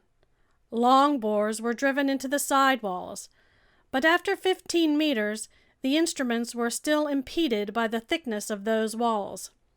It was futile to attack the ceiling, since that surface was the Ice Bank itself, more than 400 meters high. Captain Nemo then bored into the lower surface. There we were separated from the sea by a 10-meter barrier. That's how thick the iceberg was. From this point on, it was an issue of cutting out a piece equal in surface area to the Nautilus's waterline. This meant detaching about 6,500 cubic meters to dig a hole through which the ship could descend below this tract of ice. Work began immediately and was carried on with tireless tenacity. Instead of digging all around the Nautilus, which would have entailed even greater difficulties, Captain Nemo had an immense trench outlined on the ice 8 meters from our port quarter. Then his men simultaneously staked it off at several points around its circumference. Soon their picks were vigorously attacking this compact matter, and huge chunks were loosened from its mass. These chunks weighed less than the water, and by an unusual effect of specific gravity, each chunk took wing, as it were, to the roof of the tunnel, which thickened above by as much as it diminished below. but this hardly mattered so long as the lower surface kept growing thinner. After 2 hours of energetic work, Ned Land re-entered, exhausted. He and his companions were replaced by new workmen, including Conseil and me. The Nautilus's chief officer supervised us. The water struck me as unusually cold, but I warmed up promptly while wielding my pick. My movements were quite free, although they were executed under a pressure of 30 atmospheres. After 2 hours of work, re-entering to snatch some food and rest, I found a noticeable difference between the clean, elastic fluid supplied me by the Rouquayrol device and the Nautilus's atmosphere, which was already charged with carbon dioxide. The air hadn't been renewed in 48 hours, and its life-giving qualities were considerably weakened. Meanwhile, after 12 hours had gone by, we had removed from the outlined surface area a slice of ice only 1 meter thick, hence about 600 cubic meters. Assuming the same work would be accomplished every 12 hours, it would still take 5 nights and 4 days to see the undertaking through to completion. 5 nights and 4 days, I told my companions, and we have oxygen in the air tanks for only 2 days. Without taking into account, Ned answered, that once we're out of this damned prison, we'll still be cooped up beneath the ice bank, without any possible contact with the open air. An apt remark. For who could predict the minimum time we would need to free ourselves? Before the Nautilus could return to the surface of the waves, couldn't we all die of asphyxiation? Were this ship and everyone on board doomed to perish in this tomb of ice? It was a dreadful state of affairs, but we faced it head on, each one of us determined to do his duty to the end. During the night, in line with my forecasts, a new 1-meter slice was removed from this immense socket. But in the morning, wearing my diving suit, I was crossing through the liquid mass in a temperature of -6 degrees to -7 degrees centigrade, when I noted that little by little the side walls were closing in on each other. The liquid strata farthest from the trench, not warmed by the movements of workmen and tools, were showing a tendency to solidify. In the face of this imminent new danger, what would happen to our chances for salvation? And how could we prevent this liquid medium from solidifying, then cracking the Nautilus's hull like glass? I didn't tell my 2 companions about this new danger. There was no point in dampening the energy they were putting into our arduous rescue work. But when I returned on board, I mentioned this serious complication to Captain Nemo. "I know," he told me in that calm tone the most dreadful outlook couldn't change. "It's one more danger, but I don't know any way of warding it off. Our sole chance for salvation is to work faster than the water solidifies. We've got to get there first, that's all." Get there first? By then I should have been used to this type of talk. For several hours that day, I wielded my pick doggedly. The work kept me going. Besides, working meant leaving the Nautilus, which meant breathing the clean oxygen drawn from the air tanks and supplied by our equipment, which meant leaving the thin, foul air behind. Near evening, 1 more meter had been dug from the trench. When I returned on board, I was well nigh asphyxiated by the carbon dioxide saturating the air. Oh, if only we had the chemical methods that would enable us to drive out this noxious gas! There was no lack of oxygen. All this water contained a considerable amount, and after it was decomposed by our powerful batteries, this life-giving elastic fluid could have been restored to us. I had thought it all out, but to no avail because the carbon dioxide produced by our breathing permeated every part of the ship. To absorb it, we would need to fill containers with potassium hydroxide and shake them continually. But this substance was missing on board, and nothing else could replace it. That evening, Captain Nemo was forced to open the spigots of his air tanks and shoot a few spouts of fresh oxygen through the Nautilus's interior. Without this precaution, we wouldn't have awakened the following morning. The next day, March 26th, I returned to my miner's trade, working to remove the fifth meter. The Ice Bank's sidewalls and underbelly had visibly thickened. Obviously, they would come together before the Nautilus could break free. For an instant, I was gripped by despair. My pick nearly slipped from my hands. What was the point of this digging if I was to die smothered and crushed by this water turning to stone, a torture undreamed of by even the wildest savages? I felt like I was lying in the jaws of a fearsome monster, jaws irresistibly closing. Supervising our work, working himself, Captain Nemo passed near me just then. I touched him with my hand and pointed to the walls of our prison. The starboard wall had moved forward to a point less than 4 meters from the Nautilus's hull. The captain understood and gave me a signal to follow him. We returned on board. My diving suit removed, I went with him to the lounge. "Professor Aronnax," he told me, "this calls for heroic measures, or we'll be sealed up in the solidified water as if it were cement." "Yes," I said, "but what can we do?" "Oh," he exclaimed, "if only my Nautilus were strong enough to stand that much pressure without being crushed." "Well?" I asked, not catching the captain's meaning. "Don't you understand," he went on, "that the congealing of this water could come to our rescue? Don't you see that by solidifying, it could burst these tracts of ice imprisoning us, just as its freezing can burst the hardest stones? Aren't you aware that this force could be the instrument of our salvation rather than our destruction?" "Yes, Captain, maybe so, but whatever resistance to crushing the Nautilus may have, it still couldn't stand such dreadful pressures, and it would be squashed as flat as a piece of sheet iron." "I know it, sir. So we can't rely on nature to rescue us, only our own efforts. We must counteract this solidification. We must hold it in check. Not only are the sidewalls closing in, but there aren't 10 feet of water ahead or astern of the Nautilus. All around us, this freeze is gaining fast." "How long," I asked, "will the oxygen in the air tanks enable us to breathe on board?" The captain looked me straight in the eye. "After tomorrow," he said, "the air tanks will be empty." I broke out in a cold sweat. But why should I have been startled by this reply? On March 22nd, the Nautilus had dived under the open waters at the pole. It was now the 26th.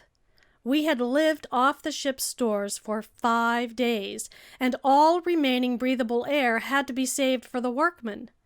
Even today, as I write these lines, my sensations are so intense that an involuntary terror sweeps over me, and my lungs still seem short of air. Meanwhile, motionless and silent, Captain Nemo stood lost in thought. An idea visibly crossed his mind, but he seemed to brush it aside. He told himself no. At last, these words escaped his lips. "Boiling water," he muttered. "Boiling water?" I exclaimed. "Yes, sir. We're shut up in a relatively confined area. If the Nautilus's pumps continually injected streams of boiling water into this space, wouldn't that raise its temperature and delay its freezing?" "It's worth trying," I said resolutely. "So let's try it, Professor." By then the thermometer gave -7 degrees centigrade outside. Captain Nemo led me to the galley, where a huge distilling mechanism was at work, supplying drinking water via evaporation. The mechanism was loaded with water, and the full electric heat of our batteries was thrown into coils awash in liquid.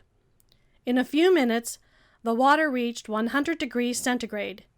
It was sent to the pumps while new water replaced it in the process. The heat generated by our batteries was so intense that after simply going through the mechanism, water drawn cold from the sea arrived boiling hot at the body of the pump.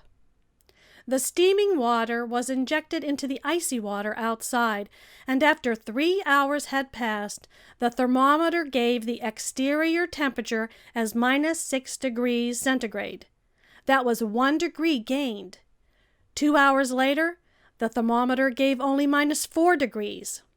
After I monitored the operation's progress, double-checking it with many inspections, I told the captain, "It's working." "I think so," he answered me. "We've escaped being crushed. Now we have only asphyxiation to fear." During the night, the water temperature rose to -1 degree centigrade. The injections couldn't get it to go a single degree higher. But since salt water freezes only at -2 degrees, I was finally assured that there was no danger of it solidifying. By the next day, March 27th, 6 meters of ice had been torn from the socket. Only 4 meters were left to be removed. That still meant 48 hours of work. The air couldn't be renewed in the Nautilus's interior. Accordingly, that day it kept getting worse. An unbearable heaviness weighed me down. Near 3 o'clock in the afternoon, this agonizing sensation affected me to an intense degree. Yawns dislocated my jaws. My lungs were gasping in their quest for that enkindling elastic fluid required for breathing, now growing scarcer and scarcer. My mind was in a daze. I lay outstretched, strength gone, nearly unconscious. My gallant Conseil felt the same symptoms, suffered the same sufferings, yet never left my side. He held my hand. He kept encouraging me, and I even heard him mutter, "Oh, if only I didn't have to breathe, to leave more air for master." It brought tears to my eyes to hear him say these words. Since conditions inside were universally unbearable, how eagerly, how happily we put on our diving suits to take our turns working. Picks rang out on that bed of ice. Arms grew weary. Hands were rubbed raw. But who cared about exhaustion? What difference were wounds? Life-sustaining air reached our lungs. We could breathe. We could breathe.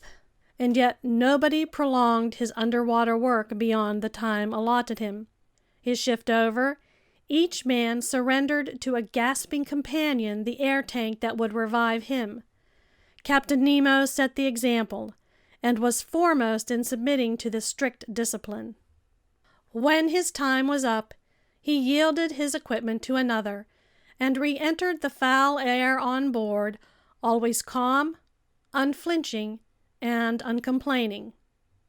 That day the usual work was accomplished with even greater energy. Over the whole surface area, only 2 meters were left to be removed. Only 2 meters separated us from the open sea. But the ship's air tanks were nearly empty. The little air that remained had to be saved for the workmen. Not an atom for the Nautilus. When I returned on board, I felt half suffocated. What a night! I'm unable to depict it. Such sufferings are indescribable. The next day, I was short-winded. Headaches and staggering fits of dizziness made me reel like a drunk. My companions were experiencing the same symptoms. Some crewmen were at their last gasp. That day, the 6th of our imprisonment, Captain Nemo concluded that picks and mattocks were too slow to deal with the ice layer still separating us from open water, and he decided to crush this layer.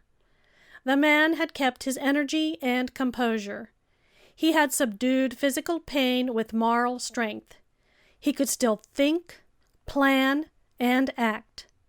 At his orders, the craft was eased off. In other words, it was raised from its icy bed by a change in its specific gravity. When it was afloat, the crew towed it, leading it right above the immense trench outlined to match the ship's waterline. Next, the ballast tanks filled with water.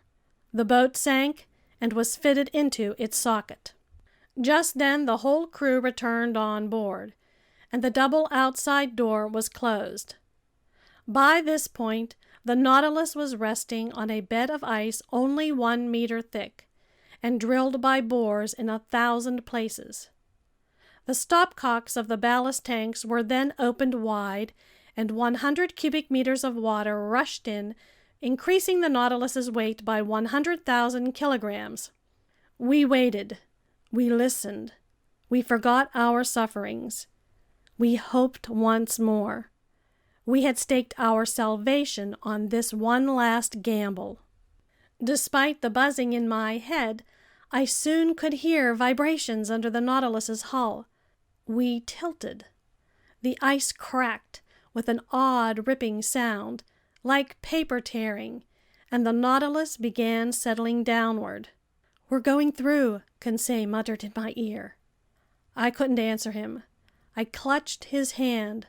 I squeezed it in an involuntary convulsion. All at once, carried away by its frightful excess load, the Nautilus sank into the waters like a cannonball, in other words, dropping as if in a vacuum.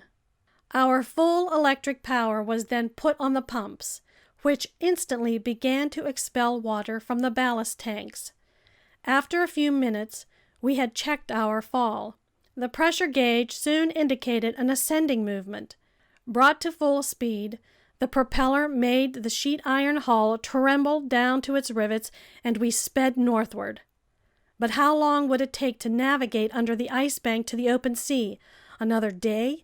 I would be dead first. Half lying on a couch in the library, I was suffocating. My face was purple, my lips blue, my faculties in abeyance. I could no longer see or hear. I had lost all sense of time. My muscles had no power to contract. I'm unable to estimate the hours that passed in this way, but I was aware that my death throes had begun. I realized that I was about to die. Suddenly, I regained consciousness.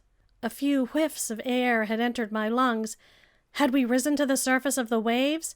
Had we cleared the ice bank? No. Ned and Conseil, my two gallant friends, were sacrificing themselves to save me. A few atoms of air were still left in the depths of one Rouquayrol device.